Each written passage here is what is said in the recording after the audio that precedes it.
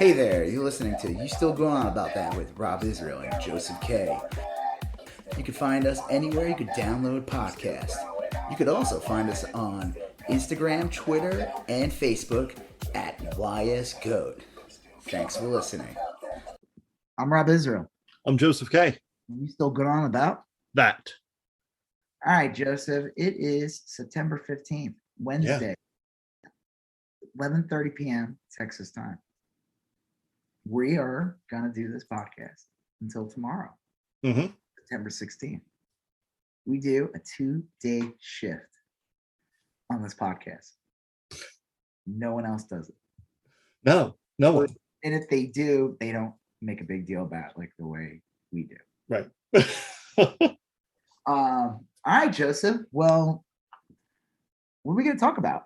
Well, we have a good mix of topics. We're going to talk about some coronavirus stuff, and we're going to talk about it kind of nationally and then specific to Texas. Great. And then we're going to talk a little Texas government and politics, because that seems to have kind of spilled over into the national mainstream. And then we're going to talk about how that maybe affected the California recall, which concluded yesterday. And then we'll talk a little bit about Joe Manchin and his glorious home state of West Virginia. And I have some great West Virginia trivia that I can bust. Oh, yes. Can't wait for that. Bust out. And then we're going to talk about the general. I think it's General Milley. I may not know how to pronounce. I'm sorry? Miley Cyrus? No, that would be awesome. General Milley. Well, golly. I don't know. She's like one of the like her singing voice is okay. Like it's good. Oh yeah. Talks. It is just. I'm sorry. Yes.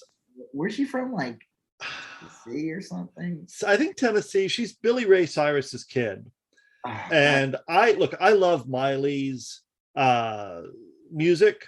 I think she's great, and I love her kind of attitude and her vibe. But she does come across just in casual conversation as one real fucked up hillbilly, and that's like it's a juxtaposition because I remember she went through her like weird, like bizarre slutty stage. Yeah. For like a month, and we all had to go through that. I remember like she had a single before Party in the USA that was pretty good, and it was I don't know anything about it. But that Party in the USA single, it still is awesome. A lot of her music's great. That's why I never cared for Miley Cyrus's music. Yeah, because I'm not, or never was, as far as I remember, a 12-year-old girl. Yeah. Oh well, I enjoy her music. Anyway, so we're not even talking about her. We're talking about General Milley. Oh, sorry, my bad. Yes. Okay. And then after that, we're talking about he was like a wrecking ball of Republican. Yes, yeah, they're very angry at him. Little Marco Rubio is super angry at him. Oh, when little Marco gets really angry, better watch out. Shakes those tiny little fists. So Marco Rubio is like if Ben Shapiro was in the Senate, but like not as grating. I honestly think they're the same person. It's bizarre. I'll tell you, the Marco Rubio character arc is a fascinating one because he started out as like a completely different character, and then around the time he had to run against Trump, he zigged when he should have zagged, and he could run as a post-Obama Republican, like, hey, look at me, I'm and everything, and I'm not like the Republican, even though I have all the same shitty policies. And then Trump came along and was like, and Marco was like, oh, I have to behave you like that. And he just never been able to pull that off. Well, initially Marco Rubio like made a joke like Trump had a small dick or something. Do you remember that? Like he at a debate. Hand size. Yeah. He said something like small hands, small, and then Trump kind of everything's big in my hands. Right. I have small, and I'm not even kidding. That guy has small hands. Oh yeah. Last time I was in New York a couple years ago, we went to the Madame Tussauds house. Oh, which yeah. I did not want to go there, but my son insisted. We went to that and Guinness World. It's all in the same area. Yep. They had his handprints on the wall. Like they had different celebrities. And I took a picture of it. And I'm like, this man, like for a man his size, Mm-hmm. He's a reasonably big guy. yeah, like 6+, whatever. It's probably like 6'2", 6'3", or whatever. Yep. His hands were just these plump little Vienna sausage hands. Yes. Like I'm exaggerating a little bit, and like he had like a hand like Super Mario. Super Mario. But, like they were exactly like that is like was not an unfounded thing to say he had small hands. No, all you got to do is look at photographs of him, and you're right. He does have these tiny little Hormel Vienna sausages fingers, and these swollen palms. Pug-nosed fingers. He does. Yeah. Well, some writer, I forget who. I think it was a writer for George magazine. I don't know if you remember that from like that was the John F. Kennedy Jr. magazine. Wow, that's right. Yeah. Okay, this sounds like a QAnon connection because remember thinking John F. Kennedy Jr. was going to come back and endorse him. Well, someone called him. I think it was from that magazine. Called him like a short-fingered vulgarian, and like Trump just raged about it for decades. Like, oh, that's funny. I didn't know that. That has like an origin story. His small hands thing. Anyway, so we're going to talk about the September 18th upcoming white nationalist Pride Day. They're going to protest the January 6th honey trap. Yeah. Like idiots who were released are probably going to show up at this and get arrested again. Oh man.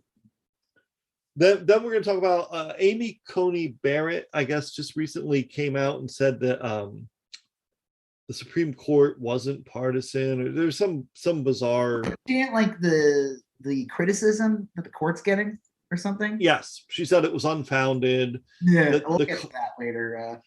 We'll talk about that later. Yeah, very, very. It's an irony. She killed irony. She murdered it. Yes, and then we're going to finish up by talking about the latest episode of What If, Marvel's What If. Oh yeah. Okay.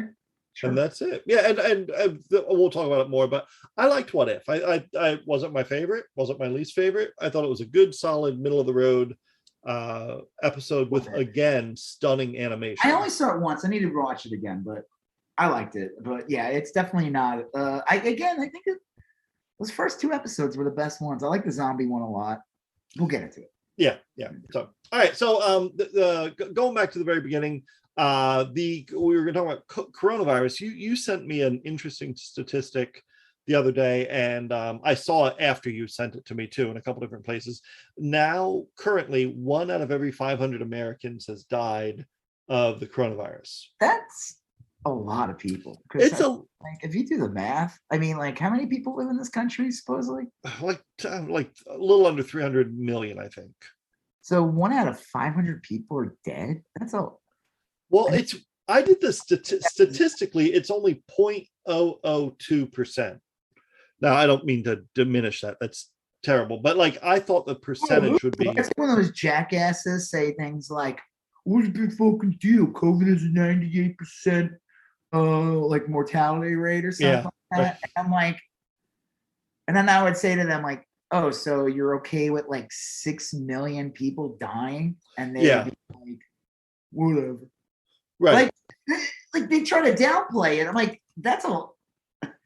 They don't like, it's like when if you're take out a loan or something and you're like 3%, that's no big deal. Yeah, do the math, figure it out. It's actually a lot of fucking money you owe. Yeah. Don't like these work, you know what I mean? It's like the same thing. It's like, oh, what's the big deal? 2%? Who cares?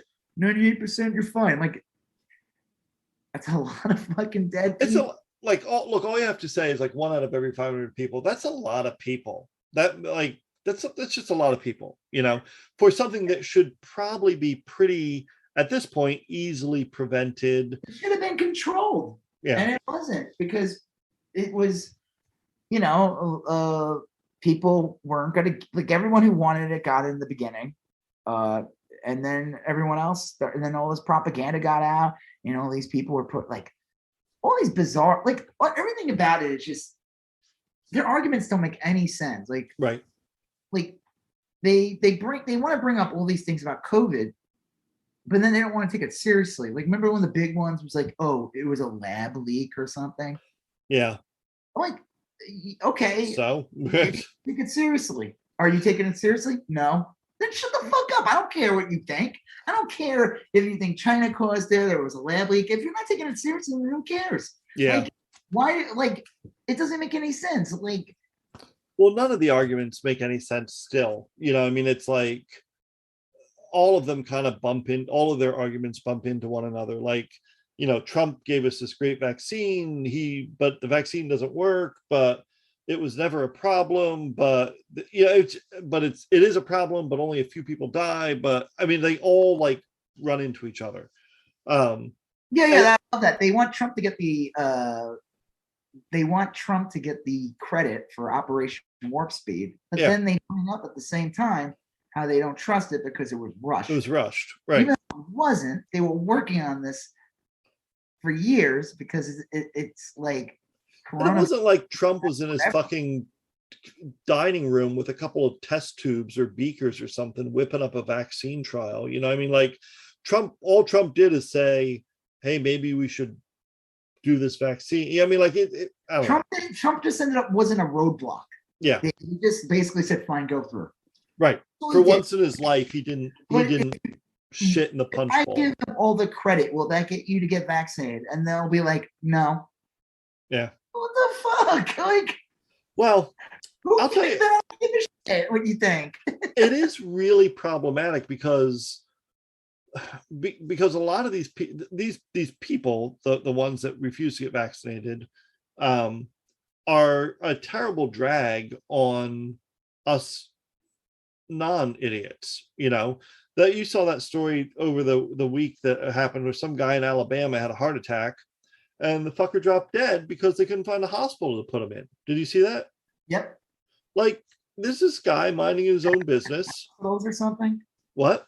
Yeah, go ahead. What? He was like 40-something years old, had a heart attack, and they rushed him to the ER, no beds because it's all filled with COVIDs. And then they start calling around hospitals. They called like 40-some hospitals.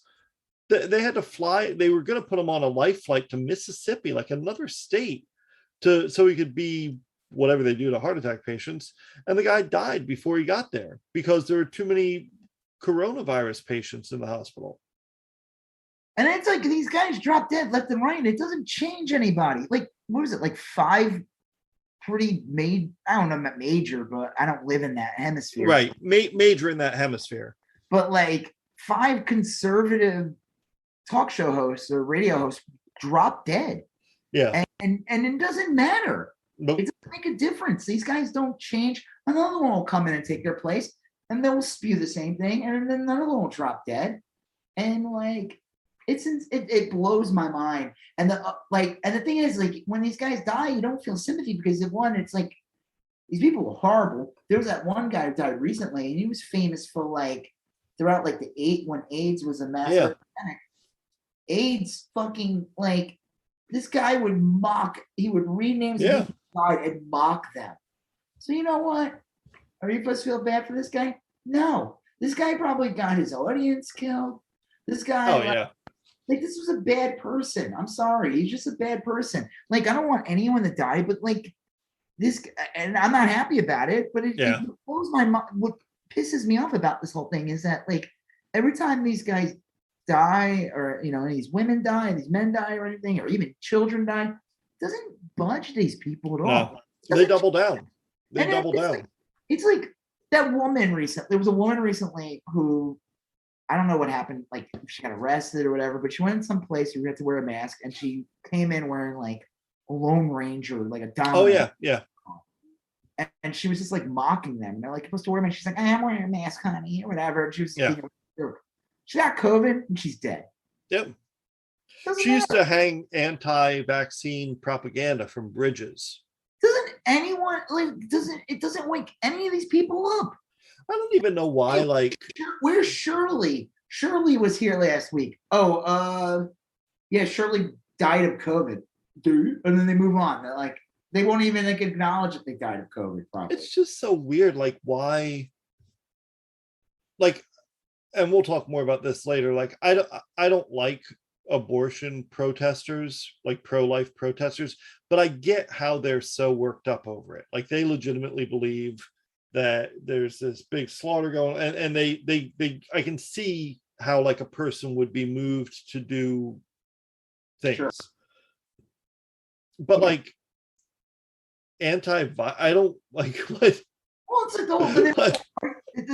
like the conversation like, oh, they'll constantly attack big pharma, but then they're pushing ivermectin, which is produced by big pharma. Yeah, all these companies that push this stuff. But now, like, what I think. Listen, our issues with pharma. It's always so weird. It's like I was thinking about this the other day, like. And I'm trying to get this thing, and it was like something I was thinking about. Yeah. And like how, like what we want and what they're mad about are like bizarre reasons to be mad at. Like they're mad at, they want to attack a big pharma or whatever. But like I don't like big pharma because like, you know, like Joe Manchin's daughter pricing out EpiPens. That's what I don't like. But I mean, like, you know, we also have like, there's people who have had AIDS and were able to live for decades because of big pharma. Yeah. Like, there's diseases and viruses that have been cured because of big pharma and, you know, grants from the government and all that stuff. I wish they would just like subsidize EpiPens and coronavirus vaccines by like inflating the cost of dick pills or boner pills. Exactly. Yeah. There's plenty of ways big pharma can make money ethically, I think, you know, like. But that's not their grievance. Yeah. They just want to create this bizarre like cabal or something, and it's like, but then at the same time they're pushing medicine that is produced by big pharma. So it doesn't. The argument makes no sense. It is very bizarre. I don't. But these people aren't. I don't know. That critical thing is not their strong suit. You get into like some of these conversations with some of these people, and like you see the idiots and you lamp those up, but then there's these people who are like, man, they've done all the research and they'll come at you with like paragraphs of bullshit, and it all sounds really intelligent. If you actually sit down and read it, though, you realize it's all crap. Yeah, you have to like sit there and argue with these nuts, and I'm like, no, the hospitals are filled with COVID patients, with people who are not vaccinated. That's what the hospitals are filled up with. Well, they an argument a month ago that it was the opposite. And it's not just like, look, they are occupying hospital beds. That's a big part of it. But they're also using a lot of hospital resources, like time and man hours and pills and stuff like that. And they're also, as they're on their way doing that, infecting a lot of other people that were trying to just mind their own business. Right. And they're endangering the staff at the hospital. And then you have people that are their loved ones that need to like take time off work and go care for them. And it's just like this kind of like super big drain on the world. I don't think these fucking idiots realize, like, okay, vaccine is free. Yeah. I don't care. You can make an argument and tell me that it's not because of blah, blah, blah, blah, blah. I don't care. Yeah. Point of service, when I go to the place and I get it done, I'm not even asked to even see my credit card or anything. No. Therefore, it's free. Yeah. You can say that literally about everything we buy, that or anything that might be free, that or you think is free. Yes, we realize, like, yes, when I drive in the road and I use the stop sign or the spotlight, right, it's free to me when I use it. I know there's a cost involved, right, because it's done through tax dollars. I mean, that argument is nonsense. The vaccine is free to get to use. Yeah.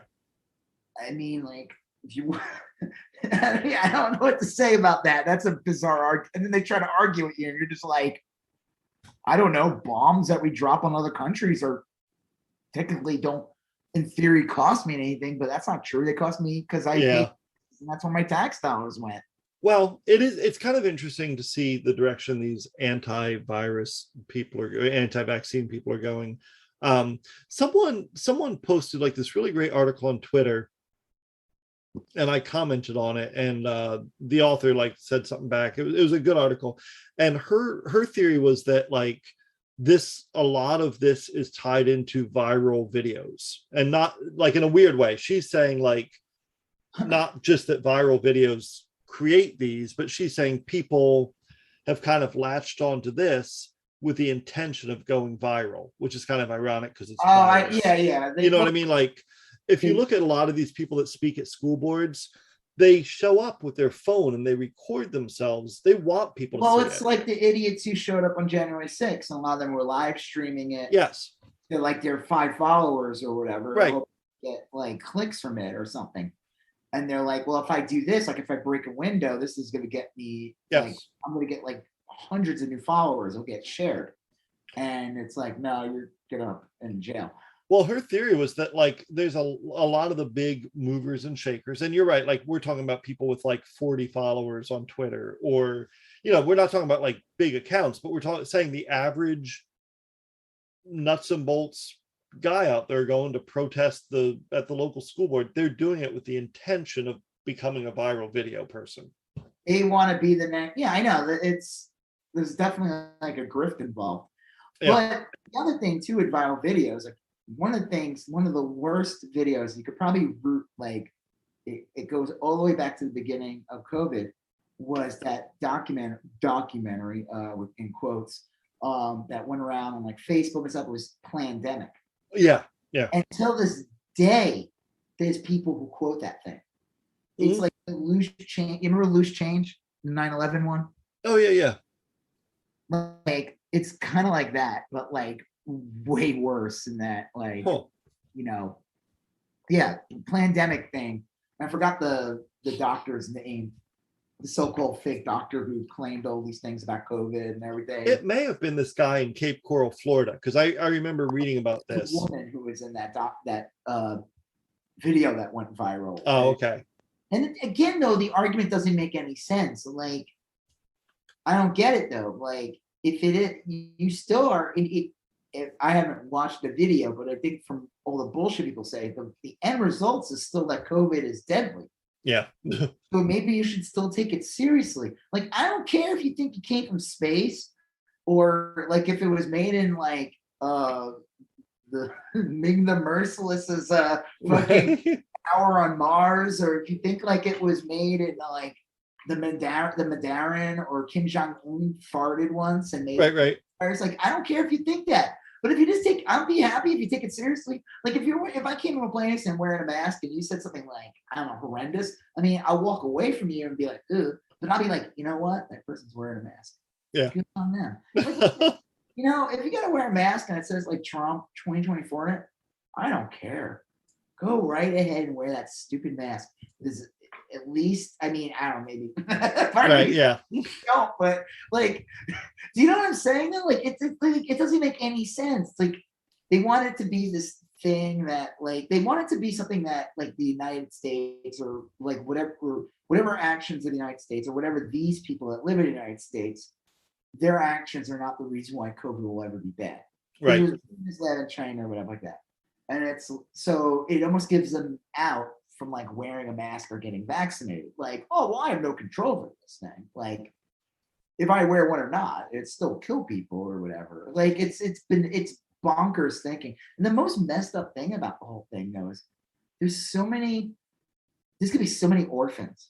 I keep seeing these stories of like the young parents who have like 4 or 5 kids dropping dead.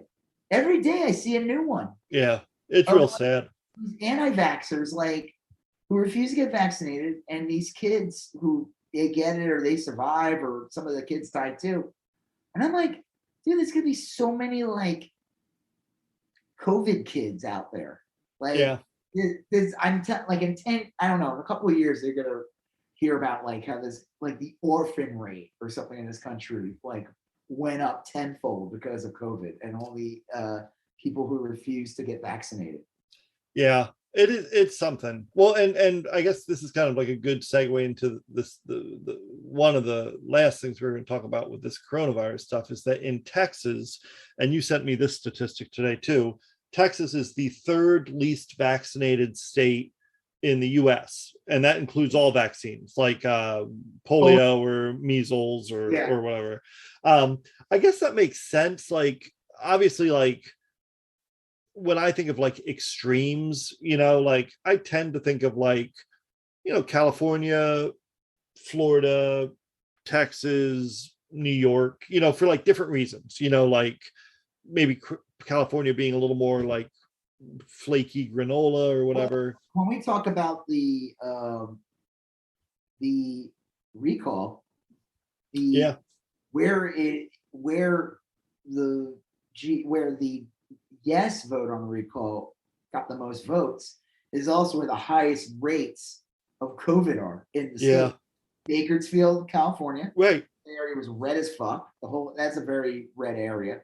And also on that COVID map was very red. And then Northern California, where I used to live, was red as hell too. And that is where all the COVID, that's where the highest rates of COVID are. And that's where the highest rates of the yes vote on the recall. It's ironic that's I don't know, maybe they would have gotten more votes, like if some of those guys got vaccinated, maybe that number would have been a little higher for the recall.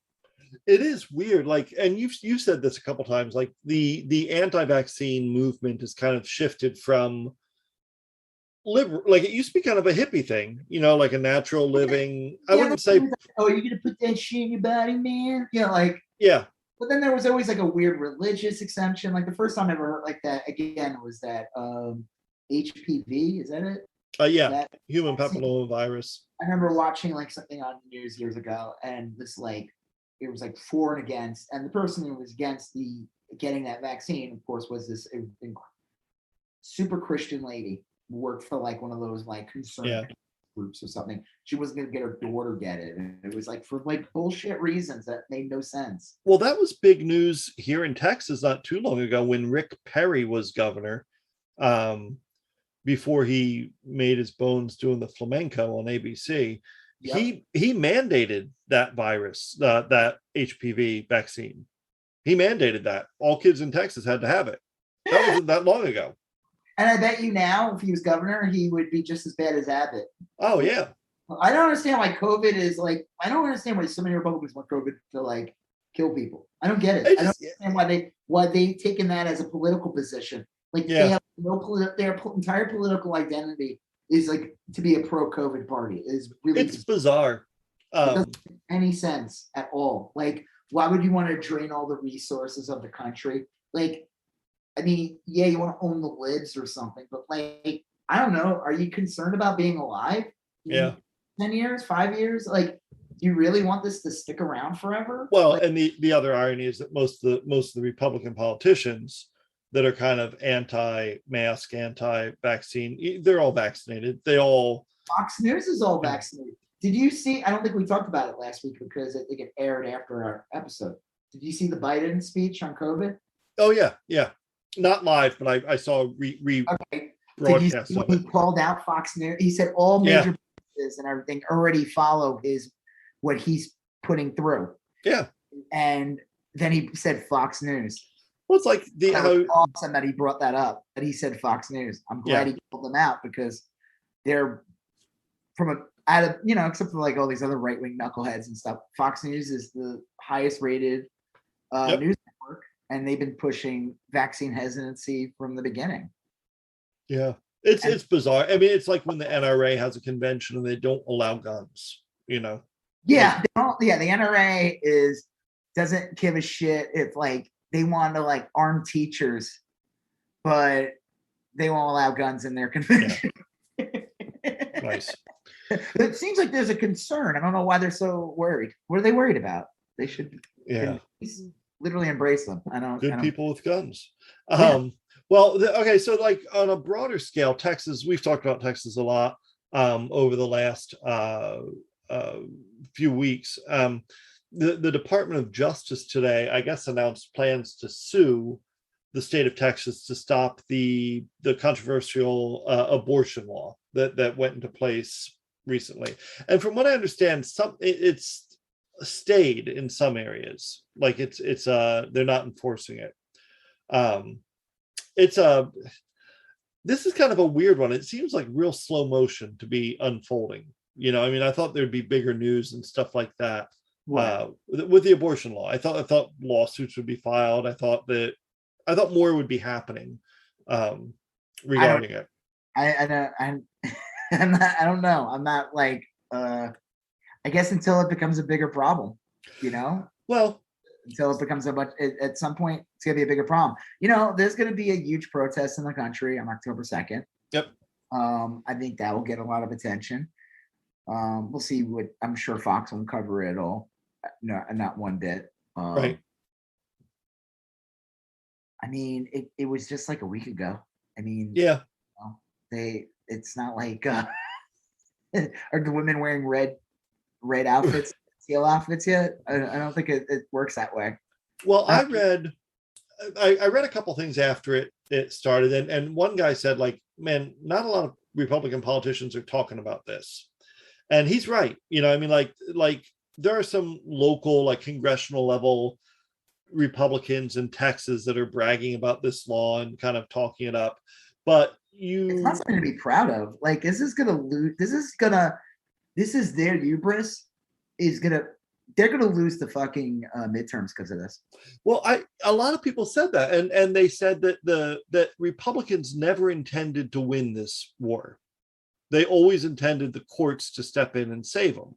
They thought that they could legislate whatever to satisfy their base, and then when the courts threw it out, liberals would be like, see, there's our guardrails, nothing to worry about, and their base would get mad at the courts, and they would say to their base, you need to elect more of us so we can pack the courts.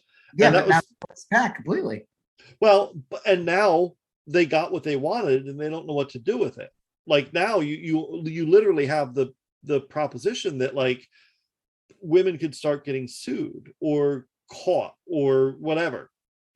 Well, I guess the parents and kids or people are just going to have to make a fund, a travel out of the state abortion fund where they could go to a state place to get. Well, you know, the people, you know, people acclimate and get used to living in a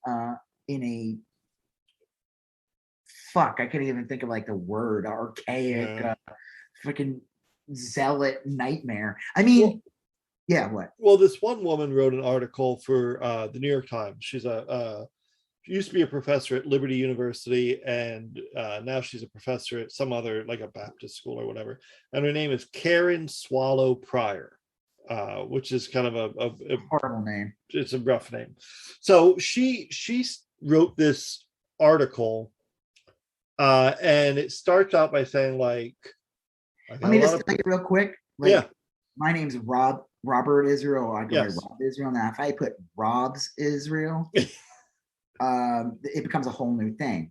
That's what I'm saying. Like Karen, if you put an S at the end of, Swallow, right? It just becomes something else. Now Karen Swallows Pryor, right?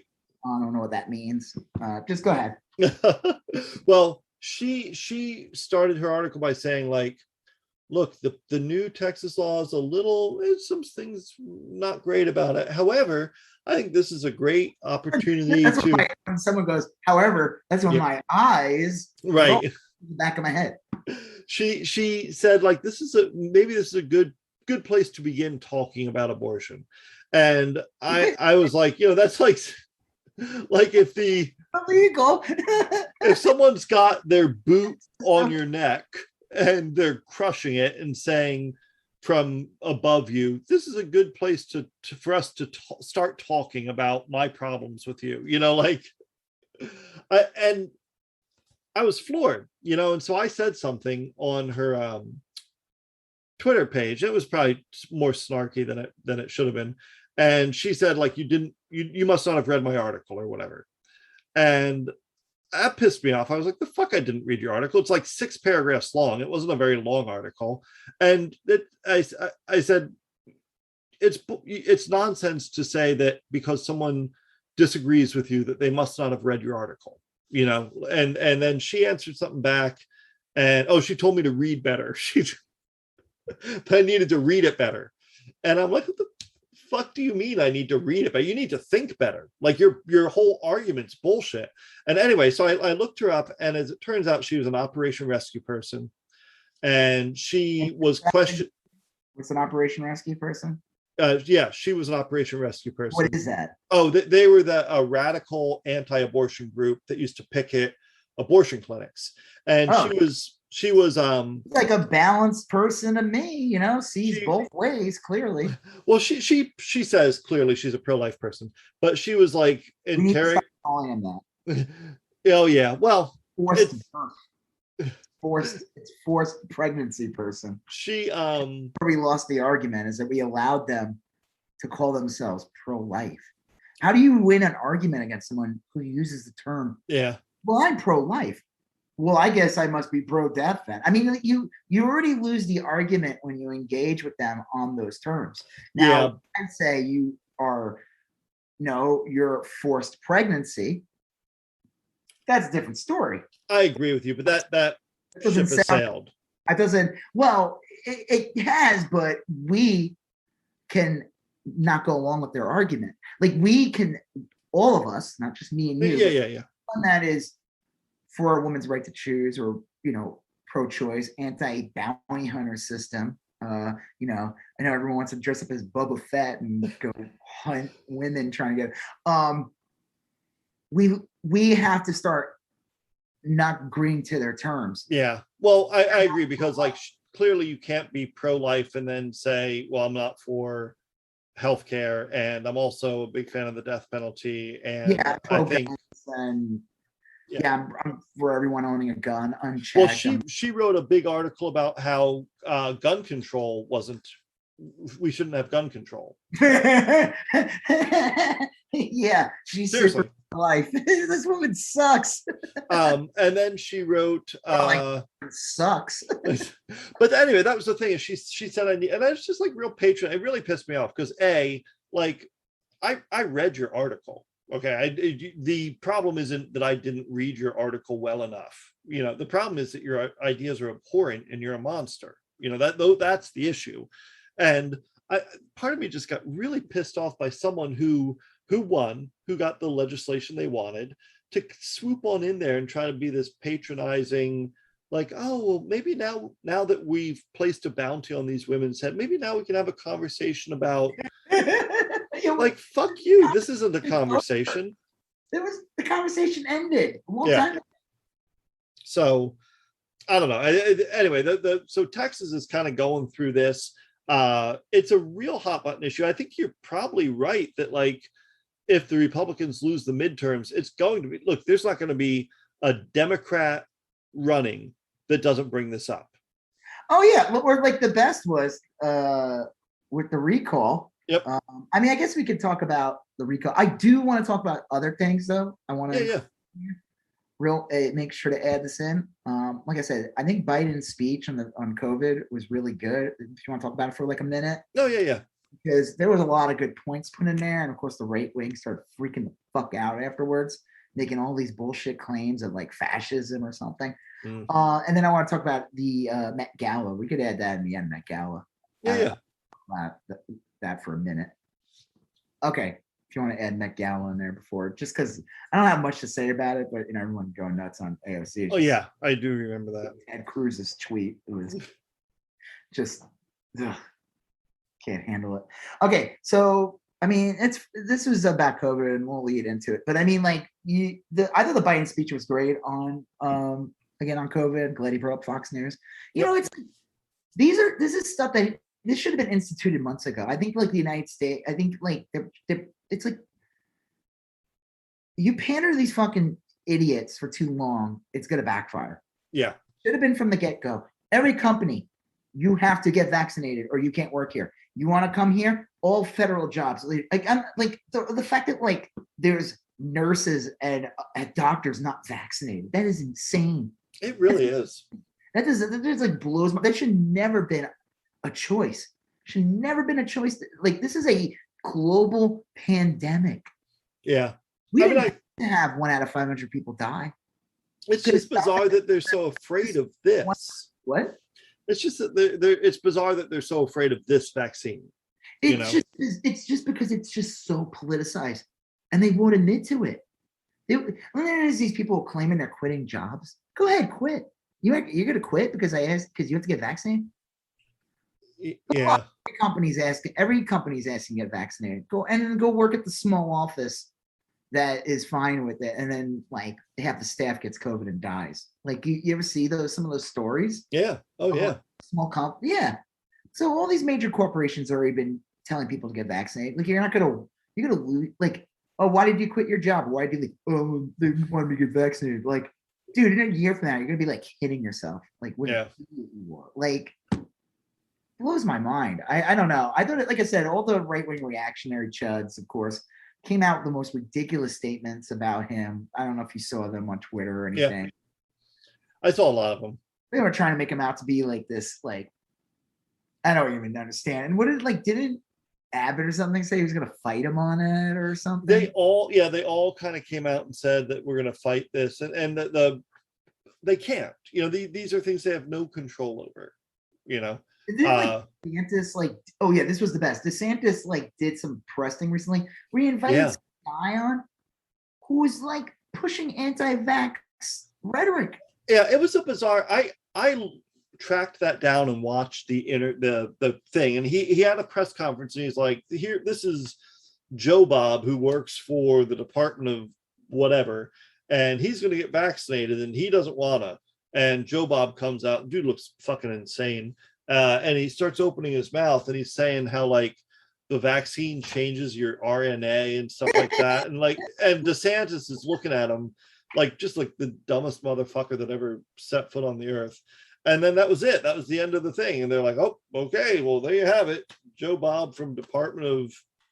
It's like, why are you even catering to that? Dude, it's like the guy's hiding COVID deaths in the state. It's like, I don't get it. I really don't. I don't understand. I guess we were going to lead into the recall, right? Yeah. So the recall technically started, it's just Republican shenanigans. Yep. But supposedly the claim was this California recall, thankfully, did not go the way. Right. Yeah. Gavin Newsom was elected governor recently, just 2 years ago. 18. He's up for next year. They couldn't even wait 1 year. Next year he's up. Yeah. The election's 2022. So they made it's like, dude, what? You could have started running a woman now, and start a campaign, then you'd have a year to build on it and run it. But they had no interest in actually having a real election. No, it was to ding. It was to get ahead. They wanted a head on the wall, That's all it was. So they figured if they could topple Newsom, then it would show all the other states that the pro-mask policies that they're unpopular, and it would be a momentum builder for the Republicans. I can see I understand their strategy, even though it's awful. But what they didn't count on is the Delta variant coming. I mean, yeah, I guess. I think also Texas, the abortion thing in Texas had a lot to do with more people coming out to vote against the recall. Yeah, I think the Texas stuff drove people to get to the polls. It was just insane that okay, so I don't even understand. So California, a year or two ago, Gavin Newsom got caught eating at a restaurant with no mask on. Yes. And they have really strong policies, so the right was able to create this a grievance. Hey, look, you can't go to your restaurant. People can't operate their businesses. We can't do this, this, and this. But this motherfucker's eating food out and everything and living. He's a hypocrite. And I'm like, yeah, I would say that was definitely stupid on his part. Unforced error. Whoever's advising him needs to get, not just as the governor needs to remove his head out of his ass. He needs to hire people who actually live in the real world. Yeah. And actually can read a room and would tell him, you shouldn't do that. Right. That was a bad idea. Not in this climate. I mean, the thing is, the Republicans will find anything they would attack a Democrat on. Yeah. Just breathed wrong, and they would have found something. But that is not a reason to recall somebody. No. And then I look at Abbott and how fucking horrible he is, and how many people are getting sick and dying in Texas. And I see DeSantis, and how many people are getting sick and dying in Florida, and these motherfuckers are like just making it worse and worse and making it harder and harder for this virus to go away in all their stupid ways. And I'm like, why these motherfuckers recalled? Well, you know? And we've been hearing for so long, like when Trump was on his rampage for those 4 years, that the appropriate way to deal with stuff like that is through elections. You know, not recalls, not this, that, or whatever. It's like, nope, you wait for the election and then you remedy it that way. At this point in time, we would already know that if the Republicans had a serious candidate for governor, they would have already been running that person, and they would have a year to campaign and constantly go after Newsom. Yeah. But they don't. They don't take it seriously. If they took this seriously, they wouldn't have Larry Elder as the runner. The guy's a joke. And he was running as a red state Republican in California. You can't pull that. First of all, this was some of his stuff that came out about him. He thinks there should be no minimum wage. Right. In California, there's like parts that are incredibly expensive. And you're saying you don't even think there should be a minimum wage? Yeah. That's insane. Okay. That right there, like no one should be able to win an election based on that in the modern day age. I mean, like, I don't know who you're running for. Like who sees that and goes, yeah, not everyone is a successful business owner. There's people who got to work, and those people are usually like the masses, and those are the ones who do the voting. Yeah. So I don't understand how you think that's a ticket idea. Let's see. He said that Larry Elder said that he's a black conservative. He said that he thinks the slave owners were the ones who should got reparations. Yeah. That seems like a very popular pitch in the black community, I would imagine. Very much not. or among anyone. Yeah, you know who should get reparations? The slave. Like, what? That doesn't that none of that tracks. No. And then on top of that, he wanted to get rid of every like the idea. Here's the crazy thing about the recall is that, what is it, like 50% or whatever? Is it based on like what Newsom? I thought it was based on like what they won by. So it is. I don't understand it, but it's like a real weird formula that makes it pretty easy to recall people. But you got to beat them by what more than what they won by. So like Gavin Newsom won the election by like 52% or something like that. And I thought that's what the case was. So I guess it's just 50%. Then it would go to recall. Yep. They have like 40 idiots on there. Yeah. Larry Elder, I guess, was the one who was able to come up at the top. It's funny because Caitlyn Jenner was my profile person in the beginning to run. And she was a disaster. Again, transgender woman who was telling people to basically not respect transgender teens. It was just so bizarre. I thought for sure that was my big fears that she was going to win at first. I was like, wow, there's name recognition. And I'm like the red state dogma. Like she started saying all this stuff that like all these idiots in her school boards here.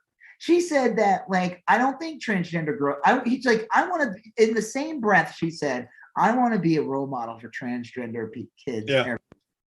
But I don't think they should be able to participate in sports. It's just very. And the person who participated in sports.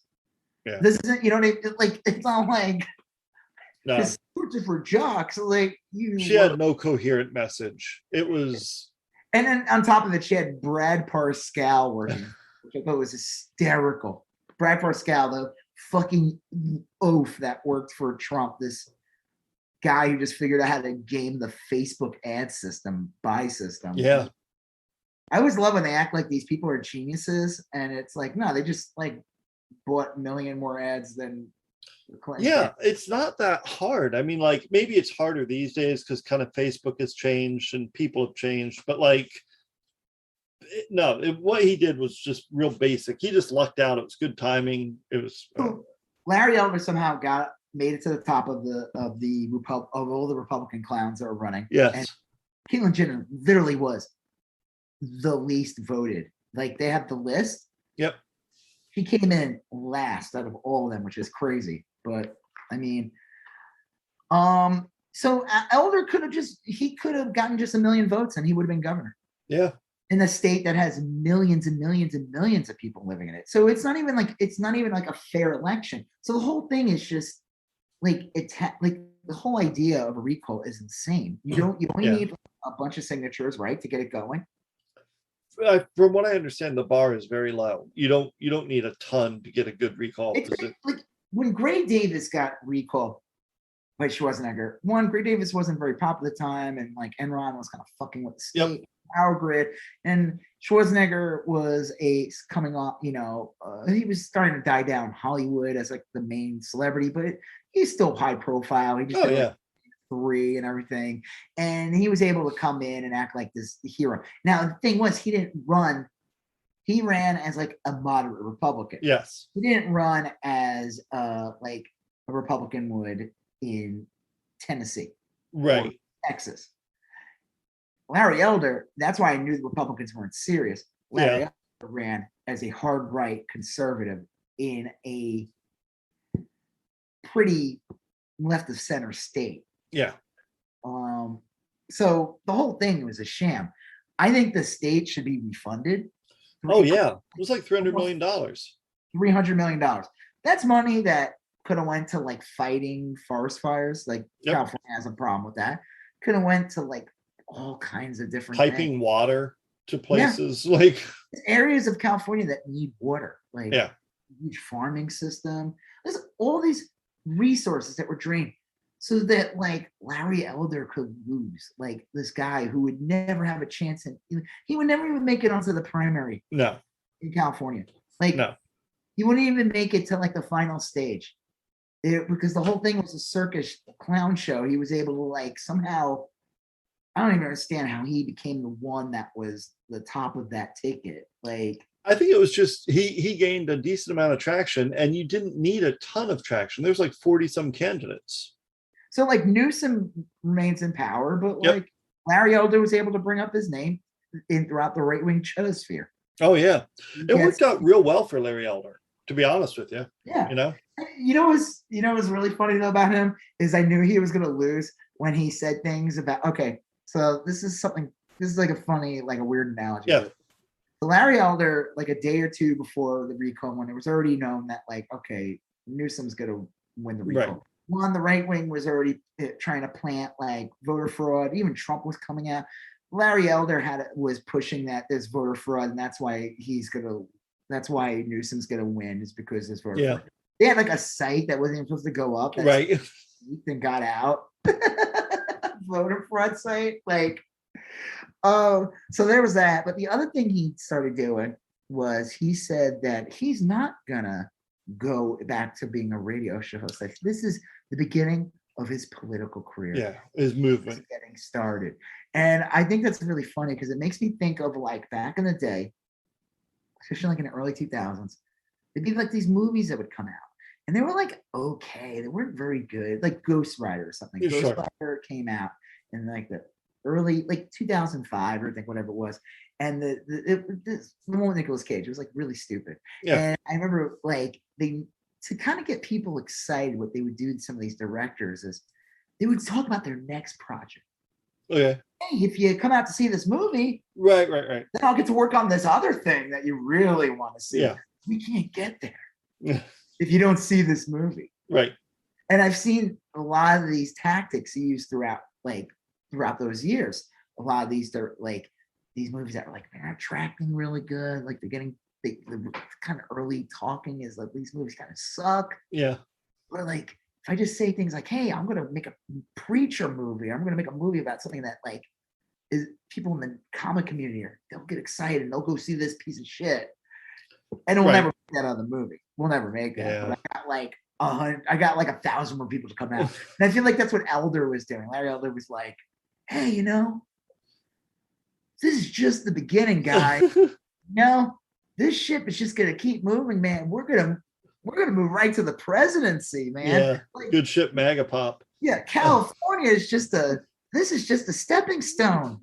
This machine's gonna keep going. This train ain't stopping. The Larry Elder train's just getting started. Yeah, I think that's real true. I think a lot of it, especially for like this guy and everything, it's just a grift. I mean, it's a business. Dude, it is a total fucking grift. This guy is like, you could smell the grift like a mile away. Yeah. But the whole thing was just a complete clown show. And again, I don't know. It's like, is this going to affect the midterms?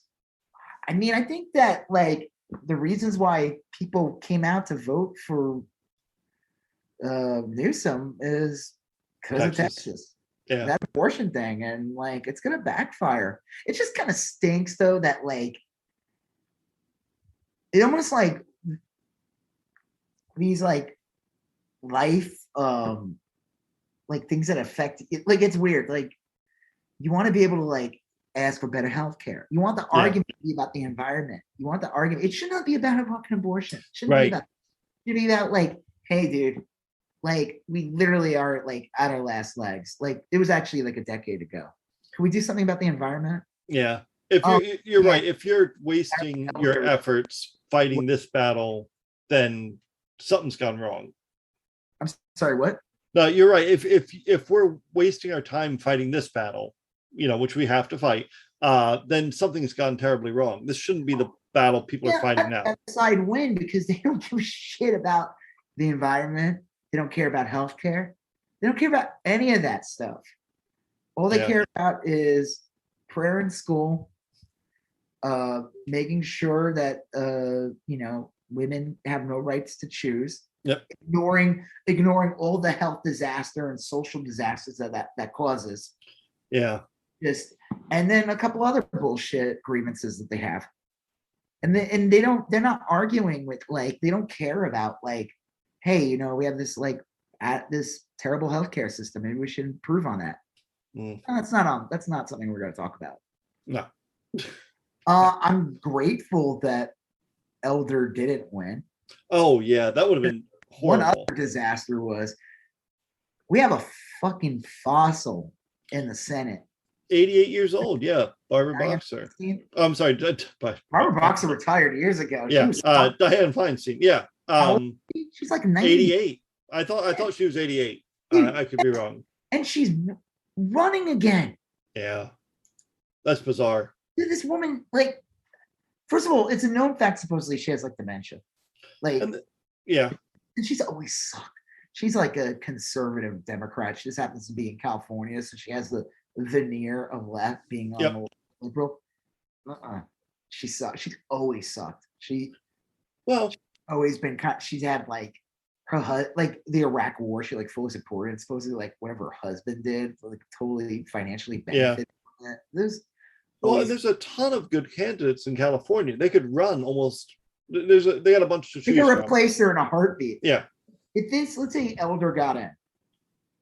One of the nightmare scenarios was Elder gets in there. He's just governor for a year. Yep.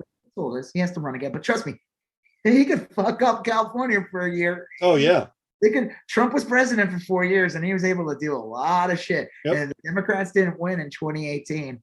Oh, he would have done way worse. Trust we didn't get to see the full Trump effect. We got to see the first 2 years. But Elder really could have fucked up the state of California in 1 year. All kinds of shit. First of all, getting rid of mask rules and everything. Yeah. COVID would have spiked in California because of him. He would replace Feinstein with a Republican. Yeah. There goes then it becomes the Mitch McConnell. Republican Mitch McConnell's back in charge. Republican run Senate. That's tough.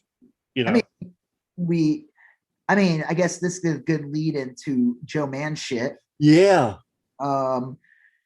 Technically the Democrats are in charge of the Senate, but not really. They're held hostage by Joe Manchin and Kristen Sinema. Yeah. Joe Manchin and Kristen Sinema. Well, it is weird. Like Joe Manchin, I guess, recently came out in opposition of the infrastructure bill, and he couldn't really give a reason. He's just against it. He's an odd one. He's an odd one. Okay, so remember there was like a little while back there was like this Exxon thing leak, not like a leak, but like a leak thing that got out about how like basically there's like 10 senators that like are literally on the beck and call of Exxon, right. And the guy was bragging about it, and Manchin was one of them. Yes. And Sinema was the other one, and the rest were Republicans. I think there might be one other Democrat on there, but not as high profile as these two clowns get. And yeah, I mean, Manchin doesn't work for the state. When, like, why is this? So the state of West Virginia, like, someone needs to primary Manchin. Yeah, people want a real Democrat there. I mean, like, if they really just wanted a conservative, they would vote for a Republican. If that was, they just want some right winger, then they would vote for a Republican. West Virginia is weird, though. I was just doing some work on a project about West Virginia, and it's just super fucked up. I mean, like, there's very little educational opportunities, very few jobs. All the young people with any wherewithal are moving out of there. Like, people have like odd diseases like black lung. That's like a pretty common thing there. People are like blind, or they've developed sonar because they spend all their times in a mine or something. And this part. Are you kidding? They didn't really develop sonar. I mean, they're bats. Their economy is basically based off of like the dwarves from Lord of the Rings. Like, that's their economic model, is that they're going to be dwarves. The thing I did read, and this is like 100% true, a lot of kids are hospitalized each year because of like rooster attacks. You told me this. Please explain. There's a lot of chicken farming in there. A lot of people like raise chickens to, you know, sustain their family, and they bring in these roosters, and the roosters go like feral, and they do something called flogging. And there's like tons of stories. I read like a lot of first-hand case scenarios of little kids getting pulled out of chicken coops, being like bloodied up by roosters and stuff. It's you can't have a state where rooster attacks is a line in your health reports. You know, that should. Yeah, that's funny. That should be included in the asterisks and others. You know, like, they have a separate line for rooster attacks. Fuck. I mean, like, okay, so this, I just don't understand. Like, does the state not want, like when Joe Manchin's like, nah, I don't want to put in 100, 15, whatever. They wanted like 3.5 trillion or something like that. And that's like already after a bunch of compromising.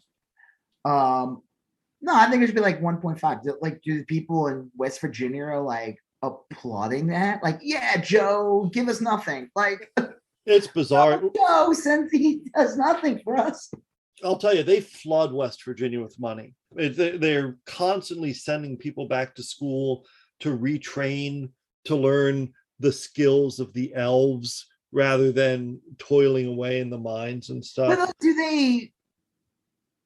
these people see a benefit financially? Like, I would imagine like an infrastructure bill that with 3.5 trillion would, West Virginia would probably greatly benefit from that. Oh, they would, like, jobs created. Yes, like, they would. Infrastructure. I think a lot of it Roads is fixed. You know what? We're hiring. It's weird. Like I don't know. I know that the unions got busted. They're pretty good. And I know that it's like I mean, that this is also a place where like you see people go to church with like rattlesnakes and drinking turpentine and shit. So like the churches have a lot of sway over these people. I don't know why they vote Republican. Did you ever see the show Ozark? Oh yeah. That's a great show. Yeah, it's pretty good. I don't know if it's coming back. It might have canceled. Yep, they have one more season. Good. I like it. I like to think it's a continuation of Arrested Development. Yeah, I could see that. He's what was the show he was on when he was young? like Hogan or Silver Spoons. Yeah, Oh yeah, was his friend on. So I didn't remember Jason Bateman being on. I never really watched Silver Spoon. he was Ricky Schroeder's friend. But I remember him on Hogan Family. Yes, yeah, and he was also in Teen Wolf 2. He was a cousin of Michael J. Fox.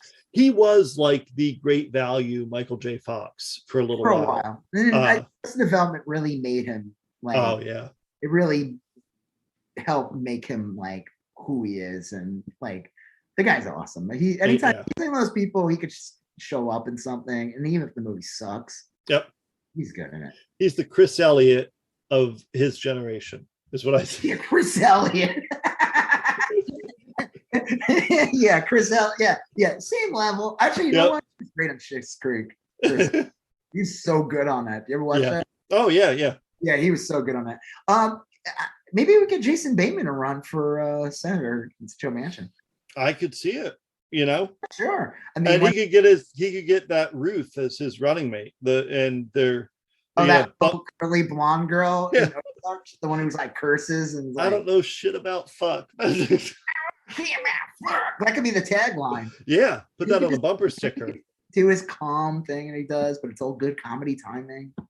Bateman Garner. We don't know shit about fuck. Yeah, fucking, and then he could do the opposite. We get him to just sign all the things that fucking man shit wouldn't do. I mean, again, I think they need to blackmail this guy more. I think they need to start bringing up his daughter, like with the. I don't know. Like, feel like that's like could be leverage, but I don't know. I guess he doesn't give a shit. Well, he is a kingmaker right now. I did hear that Biden said, I heard this like 3-4 days ago, Biden told his allies that he's willing to start putting the lean on Manchin and Sinema to get filibuster reform or something done so they can pass the Voting Rights Act. And I hope that's true. I haven't heard anything about it since. They have to do these. They have to do this, and they have to do something with the infrastructure. Yeah. And the voting right thing has to happen. That is like, it will just get worse. Like, the reason why Texas is the way it is right now is because of the Voting Rights Act. Yeah, I would say. I mean, I think that's true in most places. There's probably more people with progressive tendencies than conservative tendencies, you know. But it's twofold. Is that one, Republicans make it harder for Democrats to vote, and Democrats don't vote as religiously as conservatives. Oh, they're starting. I think they're starting to. Good. Especially now with how like ridiculous the Republicans are. Yeah. I mean, like, again, it's like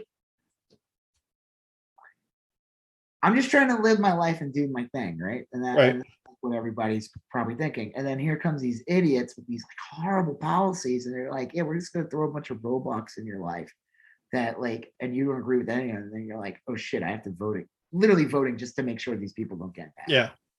Well, whatever. I guess whatever. I feel like that sucks too, because that's how you end up with people like Joe Manchin. Yeah. Well, I mean, unfortunately, we end up with people like that because of like, you know, how a state is that we don't live in. You know, right? It sucks that like this guy has like a national effect on us. Yeah, that's the real tragedy of it, is that you do have like Joe Manchin from West Virginia, or you know, someone from South Dakota or whatever that represents they represent very few people. They get as much a vote as Ted Cruz is not. Texas has a big I'm sorry, but they get as big a vote as, you know, someone from a larger state. So yeah, we're a major city like New York that has like the highest population. Right. We're being held hostage by like all right, so well, we were talking about Trump's big 9/11 boxing match.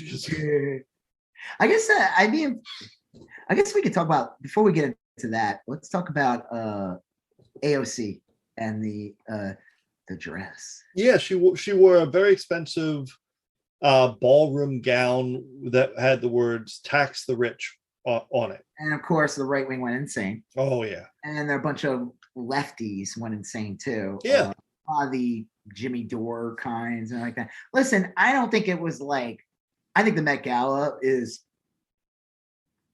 I don't think it's something that should happen right now, especially with COVID going on. Yeah, that makes sense. I mean, you had to be vaccinated to go. So there's that. There's the famous Cardi B tweet that went around. Yeah. See that? The thing about her cousin's balls or something blew up and now he's impotent. Was that Cardi B or was that Nicki Minaj? Oh shit! Sorry, Nicki Minaj. Yeah. Okay. Yeah. No, Cardi B was like a Bernie supporter and like I think is actually really smart. Nicki Minaj is like basically just came out as the new Kanye today. Apparently, rock stupid. What? Apparently, she's rock stupid. Yeah. Well, like Tucker Carlson was trying to like get her on his show or something, and then she like liked his tweet. Yeah. So if she likes his tweet, she sucks. Right. Sorry, she just sucks. But let me see if I can find the Nicki Minaj's tweet. It is fucking hysterical. It's bizarre, yeah. And I know it's not the dress, but part of the context. Okay.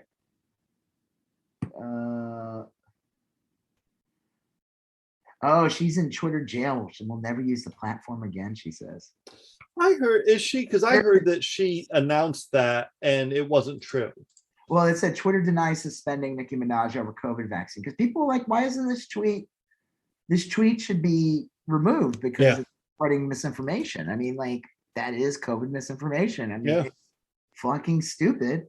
But let me see if I can find the COVID tweet. It's really funny. She had said a couple things. I think she later on today said she was invited to the White House, but that also turned out not to be true. She's having a tough time with things, I think, right now. It's like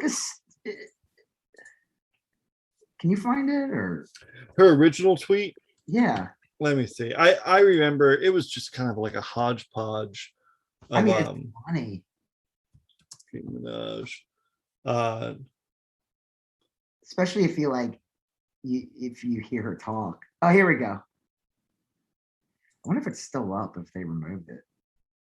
I mean, she's still on there. Yeah, I don't think she was ever removed. I think she was just making. She did something with that guy 6'9", whatever. So okay. That guy supposedly sucks. So, like, he went to jail for being like a snitch or some shit. Oh, nice. Oh man, I can't find her. Come on, Joseph, you're a Google guy. Oh yeah, well I wasn't looking. Nicki Minaj. Yeah, man. Yeah. So Nicki's cousin walking down the street of Trinidad after he got the vaccine, and it's that episode where Stan Marsh's dad gave his balls cancers and they were huge, and he was bouncing on them. I remember that. Yeah, that was good. Yeah, geez. I don't know what her tweet was, but she basically claimed like she had a cousin who got the vaccine and then his balls swelled up. And that was her big thing. I tweeted today. Actually, I did Lone Star. Dark Helmet from Space. Sure. The Lone Star. I won't get the vaccine. Your father's brother's nephew's cousin, former roommate got it and is impotent. Because that's what it sounded like to me when I heard her say that. His testicles are swollen. He's weeks away from getting married, and now the girl called off the wedding. So pray on it and make sure you're comfortable with your decision. Not bullied. That is the actual tweet, not the first part about right. Okay, so she didn't go to the Met Cal because you have to be vaccinated, and that's where that supposedly all came from. And she sucks. AOC was invited, so all the right wing and everything started jumping on and saying she's wearing this dress. She was invited. She didn't pay a dime to go. The dress, she didn't pay for the dress. The dress was made by whatever. I don't think, is it in good taste? No, I don't. But is it kind of cool that she wore this thing said tax the rich among super rich people? I mean, people now are talking about it. Yeah. I mean, it's something. I don't think, I mean, you don't really hear in mainstream news about taxing the rich usually because the mainstream news is filled with rich people. They don't want taxed. Well, so be part of their discussion. They don't usually have that. They don't usually discuss it. I get the complaints about this that I do get are that it was kind of stunty and gimmicky and maybe a little cutesy, and I didn't know that it's really going to move the needle or anything like that. But like you said, I mean, it's a good message. It needs to get normalized and put out in the public more. I like AOC a lot, so I don't have a problem with it. Yeah, I don't either. I think the best was Claire Denude, whatever her name is. She's like a model / actress. Yeah. Horrible first Suicide Squad movie. She was the one who was like the witch. Whatever. Yeah, the Enchantress. Or a shirt or something that said "Peg the Patriarchy," and Ben Shapiro did a commentary on it, and it is fucking hysterical. Oh, I'll bet. Does he know? Did he realize what pegging was? I mean, I kind of want to play the clip, but I'd rather just butcher it. He's like, he literally was like, he's reading. He's like, it is a obscure, aggressive act. Well, it's an obscure sex act where the woman is the aggressor, and it's just going on. It's like so funny, and I'm like, I don't know, Ben. Sounds like you might have been pegged. Yeah. By your wife is what it sounds like. I don't know. Hey, that's cool. Whatever you're into, buddy. Yeah. I don't want to hear it. Cool. Good on you, man. It's the 90s, man. Right. Well, if anyone is listening to this podcast going, what the fuck are you talking about? It's 2021. We would back in the day say funny things like that. Like if there was something that was like not in the norm back then, like, hey man, it's cool. It's the 90s. Yeah. We were in the 90s. It was the future. It was shorthand for us being in the modern day. Yeah, we were able to say like we're just on the cusp of the end of the century. And then George W. Bush came along and said, Well, yeah.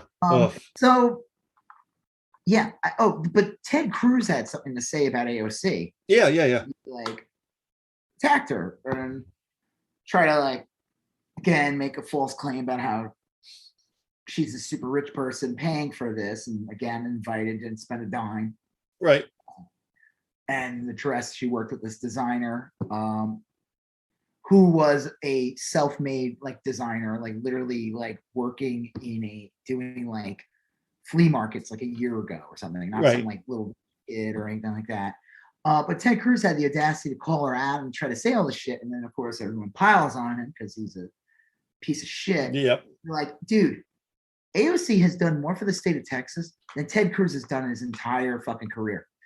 Ted Easily Cruz fled the state when the state froze, and no one. And this can never be forgotten.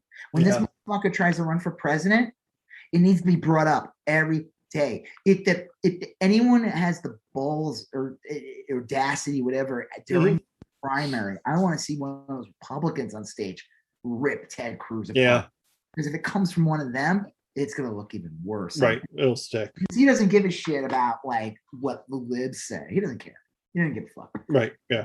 As long as it's just us that is criticizing him, then it won't matter. It won't stick. But like you said, if there's like a Republican that's like, I want to knock Ted Cruz out of the primary, they could bring up the easiest win would literally to be like your state froze and you fled the state. Yeah. What do you have to say about that? Well, this motherfucker did that, but while he did that, AOC raised $5 million for families in Texas. She's not. This isn't her state. Like she doesn't. She does stuff for her constituents. Yeah, and she does a great job there too. She does like a ton of shit outside of what is expected of a congressperson for her community, and so for this piece of shit to criticize her, regardless of what you think of about if it was in poor taste or not, he should just shut the fuck up. And like I said, I think if this man ever has any political aspirations outside of running, it has to be brought up. Yeah, I'm sure it will be. It will be. Because to me, it's a good example of his entire, like, just how he is.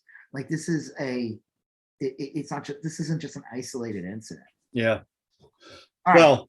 Well, go. Speaking of pieces of shit, 9/11 happened. The anniversary. Years ago. Yep. Thing. But the day 9/11 just happened recently. Yes. It is now 9/16. So we're in a post 9/11 world right now. Yeah, yeah. Well, it was kind of like a weird anniversary, and there's a lot of stuff on TV, and a lot of people, in kind of engaging in solemn and sober reflection. And then Trump, like a jackass, was pimping some pay-per-view crappy boxing match. Right? Because he that PP. He did a pay-per-view boxing match, which was apparently not that great. So, well, okay, so like all the former presidents that were alive, except for Jimmy Carter, who's like 1,000 years old, and the Delta variant and everything, even though he's vaccinated. Right, yeah. Let him just chill in where he lives and enjoy his last remaining years or whatever, even though he might live to like 1,000. Could be, yeah. Bush, George W. Clinton, and Obama and Biden were there, all messed up, and from 9/11. Yep. And there was another president not there. Yeah, not welcome. I feel like I wonder if he was just not invited. I feel like, well, I think he would. I think I don't think it's just like, oh, I'm not gonna go there, and he'll say that like, oh, I didn't want to go there anyway. Yeah, I think it's like, dude, you ain't welcome here, buddy. right. Like, I was like, will he even be like buried in the rotunda? I don't know. Like, I think a lot of that's going to happen, like what unfolds over the next year or two. But like, he's just like a pox. Like, yeah, I guess time will tell. We'll see what the next couple of years happens. If there's any cases or anything. Again, I feel like all these things are just stagnant. Nothing's happening. Yeah. But so he doesn't do that, and he does a pay-per-view for some like low-rate boxing event.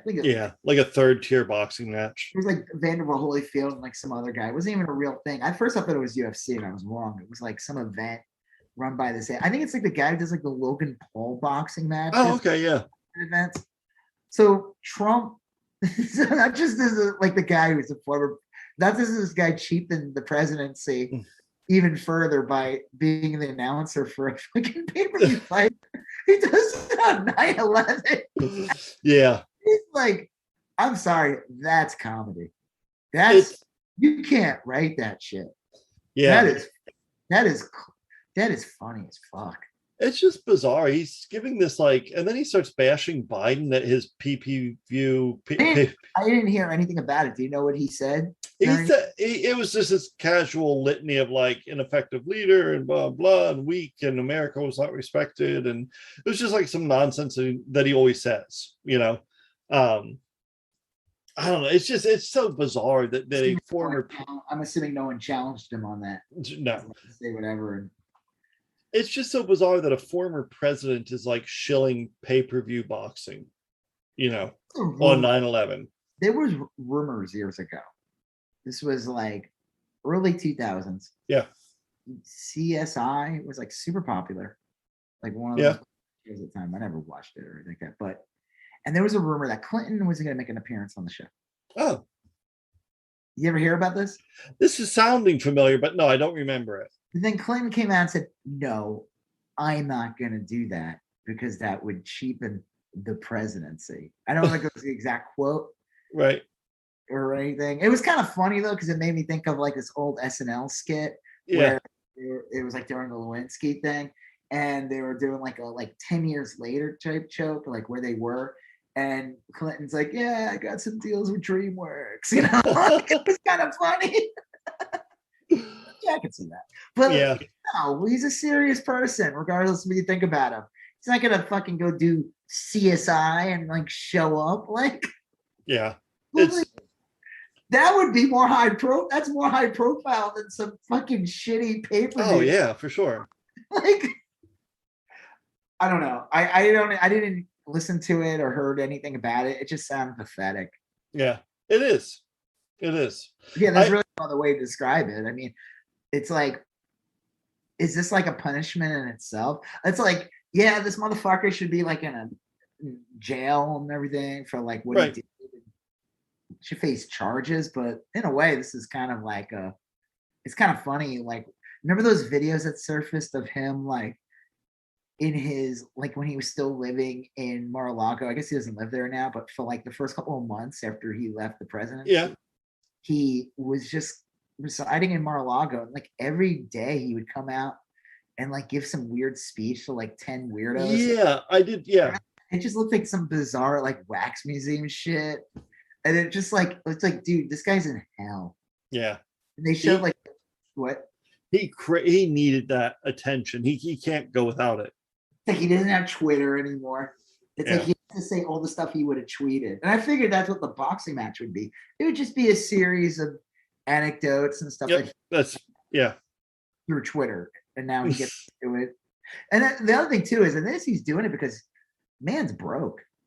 $420 million or something like that. Well, and more lawsuits are coming down the road, you know. So this guy's got to make money where he get it. I don't know what I'm curious if they paid him. Yeah. I would imagine like $1 million easily. I don't know. Yeah, I mean, I guess I'd have to know the circumstances. Maybe he owed that guy a favor. Well, speaking of, well, not really. This doesn't lead into it. Yeah. But I guess we're talking about Trump, so we might as well talk about you're talking about the Miley Cyrus. Yes. Yeah, not to be confused with General Mills, which is also the cereal company. Yes. This idiot tricks it for kids. Well, the General Milley story, if I remember it correctly, in a nutshell, is that Trump started to lose his shit after the election and was acting very erratic. And the Chinese were saying, we think that this lunatic may try to attack us. And General Milley reached out to a general in Beijing or, you know, whatever, and said, hey, we got a handle on things here that you don't have to worry. And Marco Rubio wants him executed for treason. Like literally? Well, the penalty for treason is execution. So there's that. There's this. So why does Marco Rubio want this guy like, what did the guy do? The basic idea is that he overstepped his authority, and this part is a valid complaint, that it was essentially the military taking control of government rather than the civilian. I mean, that could be kind of scary because that's like, you know, you don't want, but I feel like in this case, the presidency was a rudderless ship for 4 years. And especially in that last couple of months that last month and a half after the election, where all this guy cares about is the fact that he fucking lost and he's trying to like sue. So he's not even focusing on anything except that. All resources are going to that. And this guy is also an impulsive lunatic. Yeah. So the general being like, hey, you know, I just want to let you guys know. I mean, you guys kind of know what's going on anyway. You got all that spyware on our anyway. But you guys are fully aware that we have a fucking lunatic for president temporarily for a while. We have to deal with this. So can you like just ignore everything that comes out of you? Yeah. I mean, if you look at Trump before he left office, he was super erratic and he was just kind of scary and creepy. I get the general trying to keep some safeguards on stuff. I feel like you're gonna find out in the next forever until we're like end of our lifetimes. We're gonna find all these stories about like how all these people in the Trump administration literally had to stop this fucking stupid man baby from like starting wars to like sending out. I mean, like the fact that like he sent out a tweet during like the worst part of the Floyd protests and stuff, right? That we're gonna shoot people in the street and stuff like that was scary. That was frightening as fuck when the looting starts, the shooting starts, or whatever. Yeah, I mean, like, just imagine, like, you know, international, like, nuclear countries have nuclear missiles and militaries, and like, it's just like, did the military overstep? I mean, yeah, probably for the benefit of all humanity. Right. I mean, like, we're alive talking about that right now. That should be like General Milley's like excuse. You could be like, listen, the fact that I could say this right now is I was right. Yeah. Well, yeah, he was. Like, he was. I would imagine that if it was up to Trump, he would try to instigate all kinds of problems around the world. I mean, he kind of did that with the Taliban with Afghanistan. It's a fool's errand, I think, to try to figure out Trump's motivations. I mean, they're real scattershot. But Marco Rubio is just a douchebag. He's gonna he needs to pander to the. It's amazing that I think the thing about the recall, and I know people will say, "Oh, it's just California. They're communist state." It's like, dude, it's not at all. It's like it's a center left country state. Yeah, center definitely. I think that they're probably like shit now because I feel like they kind of blew their load with the recall because so high profile, and they got creamed. It was a landslide victory. Oh yeah, it wasn't even just like Gavin held on by the tip of his, it was and I don't know. I mean, did you see Biden's speech before it? He basically said, "You're voting for Elder, you're voting for Trump." Yeah. They need to use that. That should be the entire 2020. Yeah, that's a winning message. It is literally a winning message, especially in blue. Well, obviously in the blue states you could use that very easily, but any of the Rust Belt states, any of the mid-road states, any of the ones that couldn't go either way, parts of Florida definitely, parts of Texas definitely. I think they helped elevate Trumpism, the Republicans, to the point that it can now work as a boogeyman to be used against in the 2022 election. Yeah, I think that's a good point. So Marco Rubio, I guess, thinks this is a winning thing, is to just constantly be a Trump suck up. Must be. I know they've latched onto him for so long and for so tightly that they are kind of stuck with him, right? I mean, when that fucker has to run against who's supposedly running against him, Val Deming. I don't. Oh, in Marco, Val Deming, yeah. But once he's done with the primaries and like that, he'll try to run right to the center and act like he's not this Trump kiss ass for the past 5 years. I think you're right. I don't know if that'll work, but I think he'll try that. Yeah, he sucks. He'll definitely try to do that. Yeah. All right. So, I don't know. Anything else to say about General Milley? I mean, no, not really. I mean, I'm glad people like that were around doing that sort of thing. Trump was a maniac, and I get you. We're gonna hear there's gonna be tons and tons of that. This is not the only one. This was not a normal presidency. No, not by any stretch. You see the John Mulaney joke that he said about Trump? I don't think so. He said it's like a horse in a hospital. And you just kind of have to let the whole horse kind of just don't provoke the horse. Right. Touch the horse. The horse is in the elevator. Just sit there.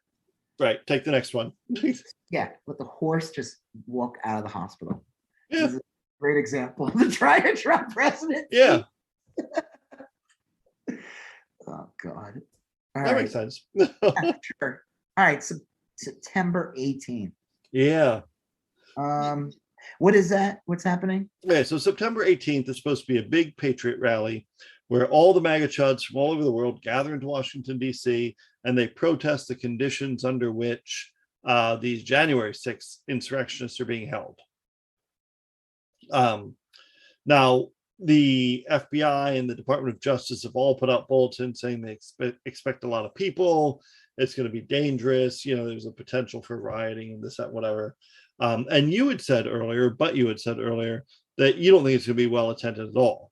Well, supposedly I'm hearing that Proud Boys or whatever are urging their people to not go. Right. I've begun to hear that too. I would think, like I said, to me, this thing's a fucking honey trap. Because if it got big and a lot of people went to this thing, and the same I could see the same idiots that have because you said there's been a lot of cases already with, that if you follow that guy, what's his name? Seth MacFarlane, the creator of Family Guy. Scott MacFarlane. Oh, sorry. Todd McFarlane, the creator of Scott. Spawn. Creator of Spawn. That guy? No. No. Oh no, this guy named Scott McFarlane, who's been kind of like I don't know, like what is he exactly? He's a reporter. I think he's just a reporter, and he's turned this into kind of his beat for the time being. Yeah. So if you follow him on Twitter and stuff like that, it's like constantly posting about like cases, and some of them are just like they're not fun. Like he's not writing them to be funny. Right. They just are funny because these people are idiots. Yeah. And like there's humor to be found among all the sadness. And some of these people are getting out now because it's considered time served, like whatever they did. Okay. Yeah. I would imagine though that some of these idiots would go and attend September 18th because they're impulsive. Yeah. And they were dumb enough to do what they did on the 16th. I mean, of January 6th. January 6th or January 16th? What was the date? 6th and 7th, right? No, what was the date of the Trump domestic terrorist act? It was the 16th, right? Yes. Wait, no. No, you're talking. I'm sorry. January 6th. The 6th was the original one. The 18th is the upcoming. That's what I was saying. Yeah, I'm sorry. Idiots that went to the January 6th one and like got out for time served or whatever. I could see them trying to go to this thing. Yeah, I could too. Back in jail. There's a lot of them that like a lot of these January 6th defendants are now asking to be their own attorney, which seems like a terrible idea. Well, they don't seem like rational thinkers. A lot. Yeah. I tend to agree with you that this new one, this September 18th one, is going to be less attended than people think. Well, again, they don't have like January 6th happened because Trump was president. Mm-hmm. That's it. It was allowed to happen. There's I don't understand how this is a conspiracy. It's not a conspiracy. Trump was president. They made sure that there was like barely that the police force was not in full effect. We know when there is because during the Floyd protest, they were armed to the fucking teeth. Oh yeah, for they sure. Were ready to go to war with people holding signs and peace, peace and stuff. They were ready to go to war with those people. But man, when January 6th happened, fucking half the cops there were letting them in. Yeah.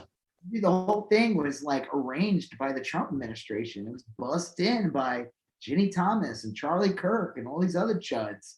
Well, hopefully they get to the bottom of that soon. I mean, it's been months. You would think that this would be something pressing that they'd want to address. But like, so I don't see how September 18th can be this big thing. It just won't be. It can't. Could it be big? Like they could have like a ton of people there? Yeah. Sure. But they'll face way more consequences there at that moment than they did on January 6th. I agree. They're not going to be able to go to the Capitol and pull the shit that they did.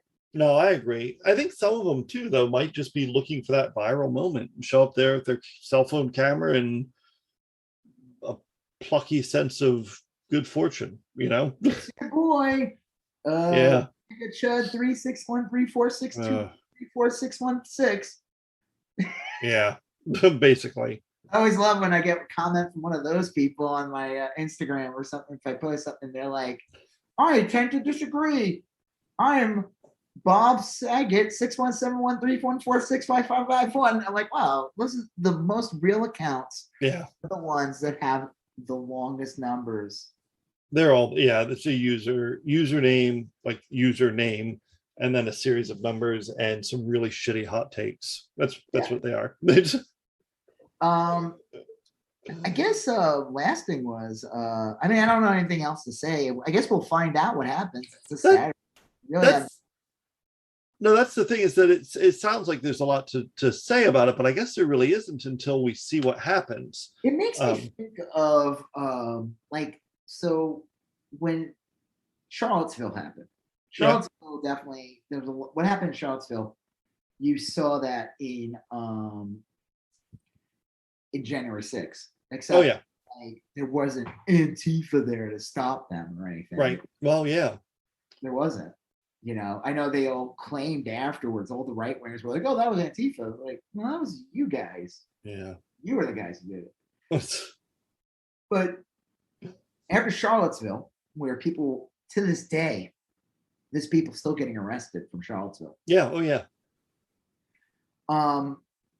They tried planning this big protest a year later, and it was going to be in DC, and people were getting nervous, and they thought it was going to be this thing. It ended up being nothing because a lot of these clowns were like, I don't want to get arrested again. Yeah. And I just can't see. I think the movement is dying. Well, you saw that they had a big patriot rally. I think it was in Alabama that had General Flynn and a few other people. They were expecting. Yeah, well, they were expecting 10,000 people, and they got 300. Do you remember hearing about this?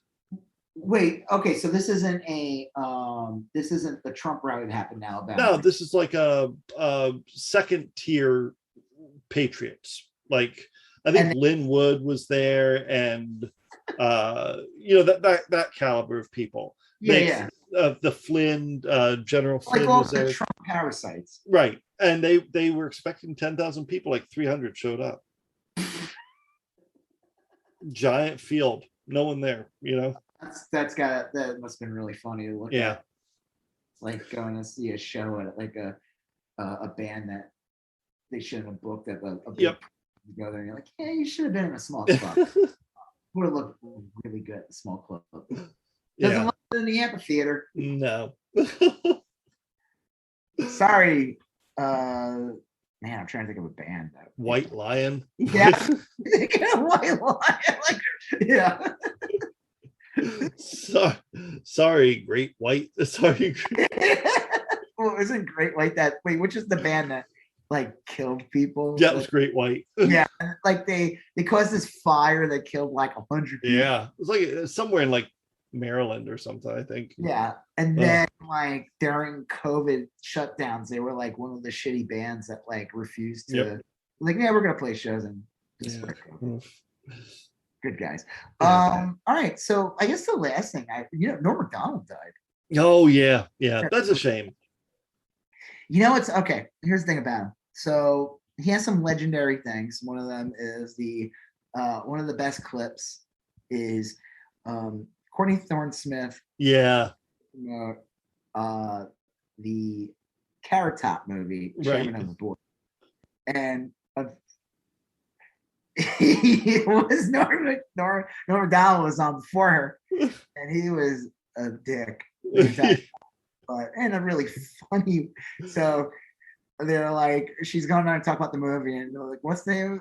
She said it was Chairman of the Board. And he went, "Oh, I'm sorry, I thought it was called Box Office Poison." Yeah, right. And then she said something about, no. She said the movie was Chairman of the Board, and then he said, like, BOR. That was a great clip. You posted that one where I guess he went to a roast and just read verbatim jokes out of a 1930s joke book or something. Yeah. Like, you, sir, are for the birds. Right. Now, the thing about him, supposedly his politics sucked. I did hear he was a little problematic, but he subbed in for Miller a bunch of times on Fox. He's like, I think he was like beloved by people because of these things he did that it never shined, and he wasn't a loudmouth. Like he didn't like, he did do some Fox stuff, but like I guess he never did it to the point where like, I'm a Fox guy, right. Never really expanded beyond that. A lot of those like Saturday Night Live guys from like the 90s, a bunch of conservatives. They really were weird, like Sandler and like John Lovett's got a little bizarre. He became kind of like weird, like I don't know. He tried getting on Victoria Jackson. Well, she's a complete nut. That one. Like she wasn't even. I think she wasn't even invited to the SNL. Yeah, I heard that too. Allen. Yeah. They didn't even invite her. I don't think Victoria Jackson was even invited. But like the woman was like a complete nut. Like I feel bad. All these people were saying all this great shit, and then I wake up and I look at my Twitter, and it's like all these female comedians come out and said he was a fucking pig. And I was like, you know what? I'm not gonna say anything today about Norm Macdonald. Yeah. Like all these feuds and everything, like Norm Macdonald was great, and they're all putting out all these amazing things about him, and then I see these things coming from women comedians and stuff about how he was like a pig, how he would harass women and like grope them and shit. And I was like, I didn't hear any of that, but I guess I get that. I don't know. I like Norm Macdonald a lot. Apparently, I did not know much about his women problems. I like to like think about comedy and everything and like why things are funny. And with Norm, he had like great timing, you know, and he reminded me of like if I had to think of like who influenced me in what I think is funny, it would be David Letterman. Like almost any joke I make or any thing I think is funny, he's throwing a pencil and making a glass crashing noise. Yeah. You're like, well, like just like the like the timing and the cadence and the repetition and shit like that. I mean, that's like basically my ideal of funny. And I think Norm Macdonald was kind of a David Letterman type person. It's funny. I always found his comedy and like his kind of attitude things as an actor terrible. Dirty Work. I saw that in a theater. Horrible movie. Someone tweeted something really funny and said, "How the fuck did Norm Macdonald die before Artie Lang?" Which I think is really funny when you think about it. Yeah. So here's one guy posted this bizarre tweet. I didn't like this one. So Norm Macdonald basically had cancer, and but he supposedly had it for like 10 years. Yeah, I guess he had it for 10 years. He kept it quiet. Some guy was like saying like, "Oh, that's good. He kept it quiet" or something. What? Like crazy. I mean, like that was his choice to keep it quiet. But like, why would it be bad if he told people he had it? Yeah. People handle things differently. "Oh, I'm sorry, sir. Did that bother you that I told you I had cancer?" You know what I mean? Like, what the fuck? I don't know. I think that's a weird statement. That doesn't make Norm Macdonald like a braver person or whatever. No. It just showed that he was kind of private and didn't want to bring it up. Maybe that was his way of thinking he could beat cancer, is if he didn't talk about it and this like and wouldn't be known as the guy with cancer. Right. That's a tough thing for a comic, I would suppose. Right. I would imagine then but don't attack someone if they decide to tell people yeah, well that's like the Western culture of like hide your weaknesses or don't talk about that. I mean, that's a pretty unhealthy patriarchal. That could open a bigger door. Yeah, that definitely is the United States right in the handbasket. Yeah. I don't know. His shit was I found him funny. He did like the best Burt Reynolds impression. Oh, those were iconic. Yeah. It was like a non-impression. I mean, all he needed was look like he was chewing gum. Yep. Kind of vaguely looked like him already. Yeah. You didn't have to do much. Give him the jacket, like the generic jacket. The Trans Am jacket. And it's not even like something, it's not like Burt Reynolds looked like that all the time. It's like whatever you captured in your mind at that It was Smokey and the Bandit era Burt Reynolds, you know. One of the fucking funniest things ever Norm Macdonald did when he was Burt Reynolds it was like they were making fun of Barbara Walters. Like Barbara Walters would do these interviews back in the day. I don't know if that does them anymore. Yeah. For the Oscars, she would talk to all the big nominees and interview them. And one of the Burt Reynolds was up for he kind of had like a big of a comeback with Boogie Nights. Oh yeah. Great in that. So Barbara Walters, the fake Barbara Walters, I forgot who played her on SNL, is interviewing Norm Macdonald's Burt Reynolds, and she's like, "Now that you've done, Boogie Nights, and it's getting, what are you gonna do next?" And he's just like sitting there, he's chewing gum. He's like, "I don't know, some piece of crap with Tom DeLuise."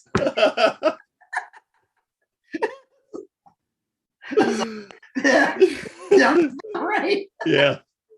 Cannonball Run 3. He would do the Jeopardy with with the other guy is Sean Connery and yeah. Again, it was just like a simple, it wasn't really much. It was just he was able to capture it perfectly. Like I said, his comedy was funny. Yeah. And the last thing about it, he was famous for getting fired from SNL because of OJ. Supposedly. Oh, okay. In commentary, he did the news on SNL. Right. And I guess they did not want, during the actual trials, they did not want OJ jokes. Right. and he kept on doing them anyway. And I'll say I tried watching a video. Somebody compiled 35 minutes. Wow. Of Norm Macdonald just making OJ jokes on SNL. Are they funny? Not really. Some of them weren't that funny, actually. Right. But what was funny about it was that he kept doing it. Yeah, he was told not to. That's another part of his shtick, and I think that's a Letterman shtick too. Is like that repeating things, like you just repeat it until it's funny. I don't know. Yeah, I don't know. I think he just gave the attitude he didn't give a fuck. Yeah. Clear attitude. I liked him a lot. I don't know if I liked him as a person, but I think he's one of the. If he was conservative, which I know he kind of was. It didn't unlike other comedians and shit. It didn't he didn't make it into his brand or whatever. Right. Overshadow him as a comedian. I don't know. Maybe he was smart enough. Maybe thankfully he didn't do well on Fox enough to Yeah. I mean, Miller was. I mean, I guess the difference too was even though Norm Macdonald was the news guy on SNL, he never tried to be political, outright political. It was just reading jokes. That's all it was. Yeah. But Miller came kind of like a political. Definitely. I mean, he had a talk show that failed, and then on that was on Channel 11 or something. I don't know. Yeah. It lasted a little while, but then he had a show on HBO, and him and Marr and everything, and they both got heavily into politics, political humor. And then Miller did that sharp right turn. I mean, he was already kind of going there, but once 9/11, he just went full in all the way, and it was his complete brand. Like I said, he had Norm Macdonald on his show. He would sub in for him sometimes on Fox, but I don't know. He just never. I guess thankfully, it never never overshadowed him as a comedian. He had some show recently on Netflix. It wasn't very good. Did you see that? Oh one? Yeah, I remember that. Interview people. Yeah. This other guy who was his co-host, and it wasn't very funny. I don't know. It was kind of abrupt and kind of it's sad. One other actor passed away recently. Who the guy from The Wire? I forget his name, but I that was big news for a little bit. I mean, did they find out how he passed away, or? I don't know. I mean, what's that guy's name? Michael K. Williams. That's who you're thinking of. The guy was just recently the show got canceled, but he was in Lovecraft Country. He was good in that. He was great in Boardwalk Empire. Yep. The one thing I wish I could see. So he was in Solo. You know that? Oh yeah. He was the original villain. Because the funny Solo is that Lord and Miller, the guys who did the Lego movie, made a movie, and Disney was like, "Oh, we can't release this. This is I don't know. It was a screwball comedy, or it was just bad." Who knows? I would have loved to have seen it. Yeah. I had Ron Howard come in and basically redo the entire movie. And Michael, what's his name again? What was his name? Michael K. Williams, I think. Michael K. Williams was the original villain. And I think he would have been some cat-looking alien or something. Yeah. A panther or something. And they ended up just completely on the cutting room floor, and they replaced him with that guy who's the Vision in the Marvel movies. Yes. Paul Bettany. And he just had some little scar makeup or something. They gave him some lines on his face. Keep it simple. I had to film that shit quickly. I don't know. I always found that to be kind of interesting. He was the villain of this movie. I would love to see what that would have been. But I guess we don't have release the Solo cut. Right. Release. Not a lot of clamoring for it. Nah. I hope to never see release the blank ever again. Yeah. Speaking of though, what if we saw that original Solo movie? What if? Yeah. Well, you're talking about the latest episode of What If, Marvel's What If, right? What's that? Well, I'll tell you what it was. Was this the first time we saw the Watcher not in shadows. He was like out visible. We saw him a bit more in the Doctor Strange episode. Yeah, a little bit, but he was still kind of like. But this was definitely the first one where he was like fully, like a full reveal. Yeah, like more detail, more like, yeah. Definitely.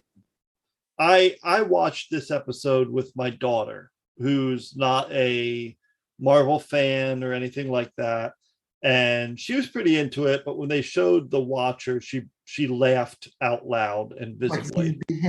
Yeah, she just thought it was really silly.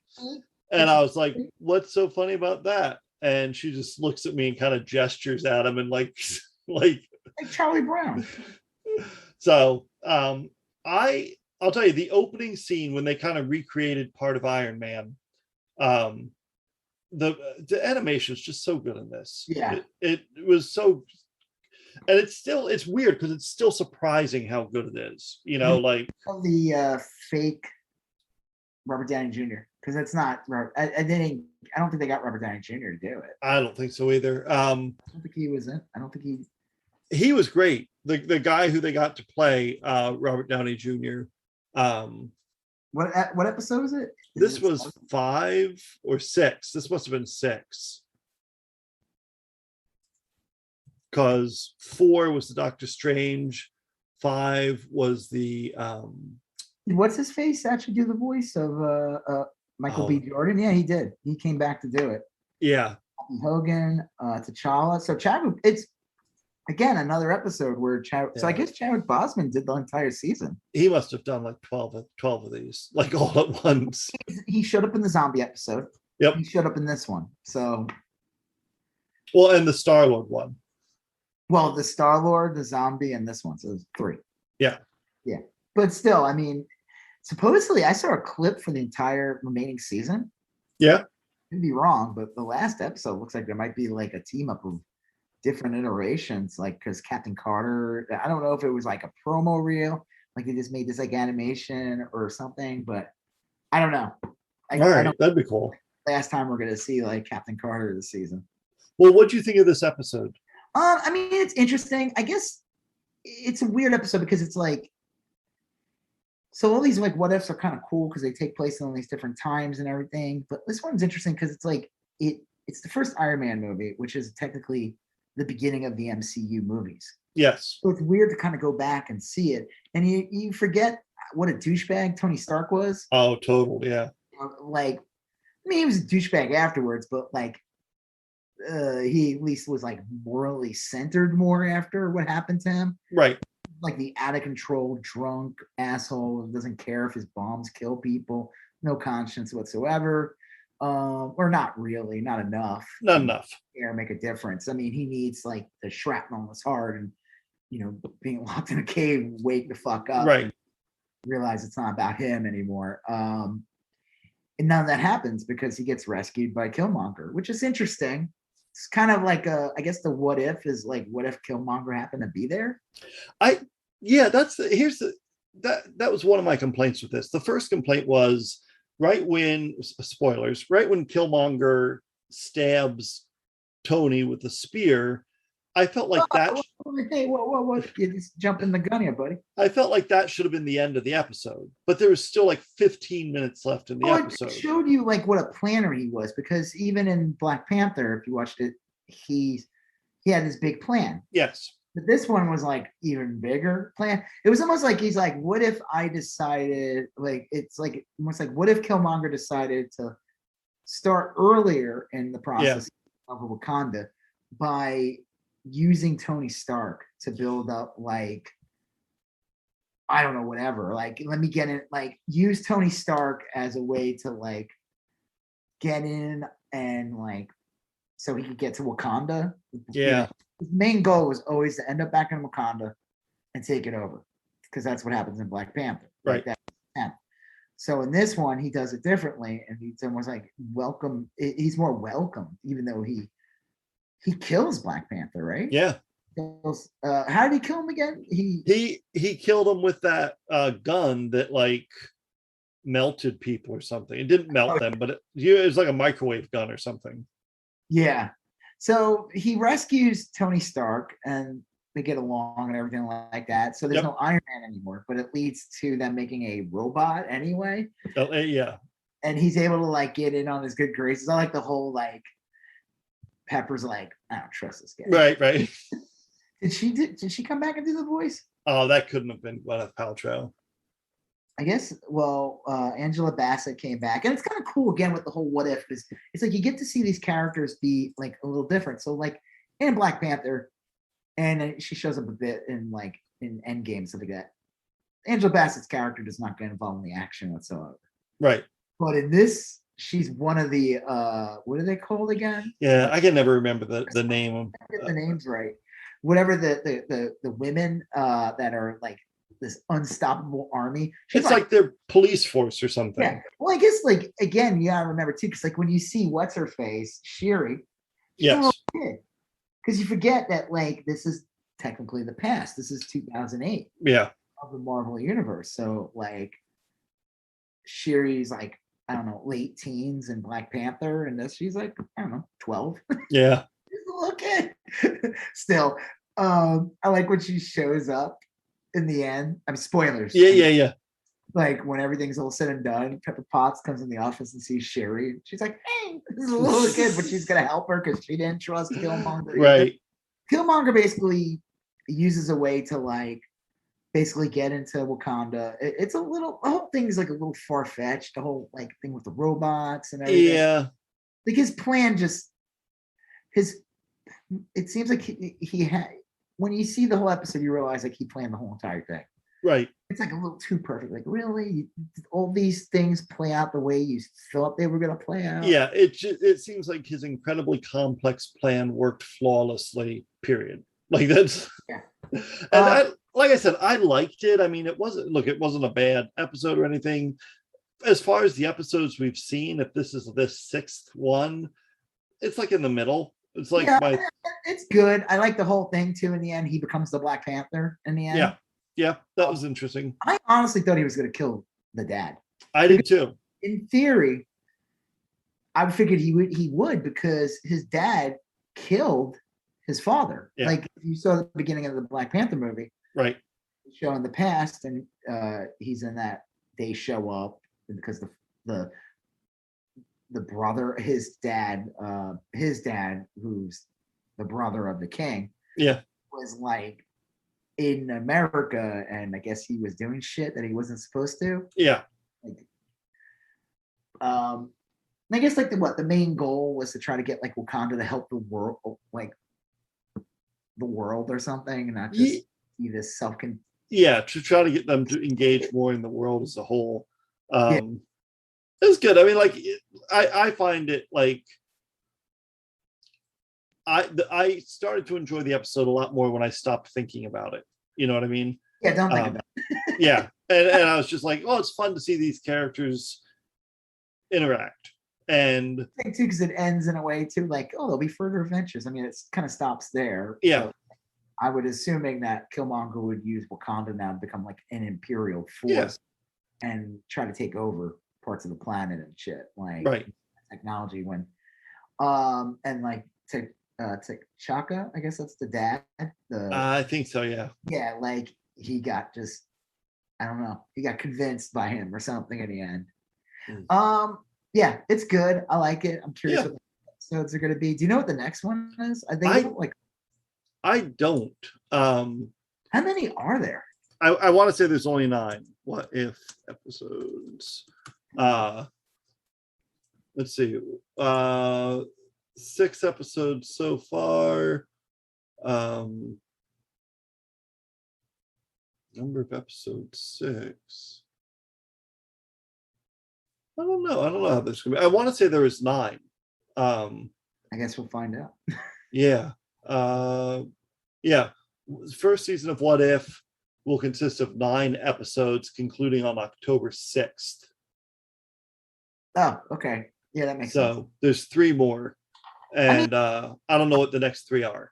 I'm wondering like what their ratings are in this, because like some people are weird. They just don't want to watch cartoons. Some people like they'll be like if people will watch like the Marvel shows, like if Yep. like the people who are like more casual fans of the MCU or something like that, like they'll watch WandaVision, they'll come in and watch like Loki or Yeah.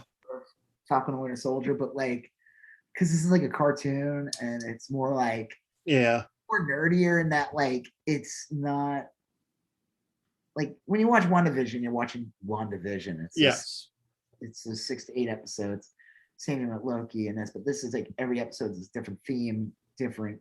I'm curious to see how it's doing. I hope it's doing well. I hope so too. I know that like I'll watch like animated shows every now and then. Not a ton of them, but I like old. So well done. It's so good, but I like animated shows, and every once in a while, if my wife walks in when I'm watching an animated show, she'll kind of roll her eyes or rib me about it. But with the Marvel stuff, she didn't.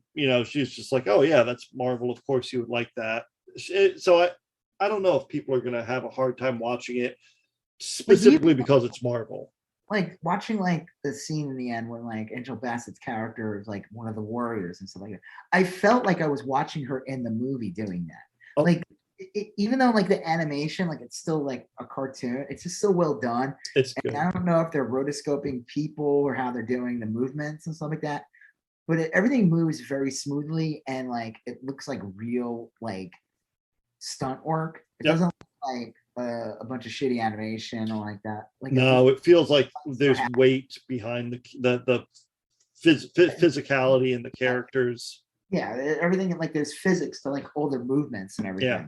And again, having the majority of the voices being the actual just adds so much. Like again, like watching that last week's episode, having Tom Holland as Spider-Man and even having him do like his intro where it feels like No Way Home or whatever, like with like him making his own movies, like it still felt like that. Yeah.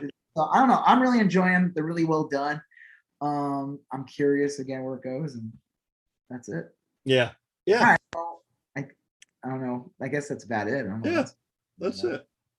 I guess I would have talked about Malignant, but you didn't finish it. Yeah, I will finish it this week. I liked what I saw.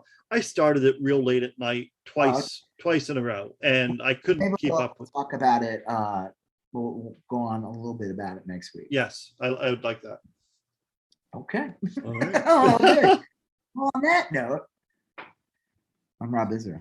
I'm Joseph K. You still going on about that? Thank you for listening to You Still Going On About That. Please like, comment, share, and if you haven't done already, please follow us on Instagram, YSGOAT, Facebook, YSGOAT, and Twitter, YSGOAT. Thank you, and have a great day.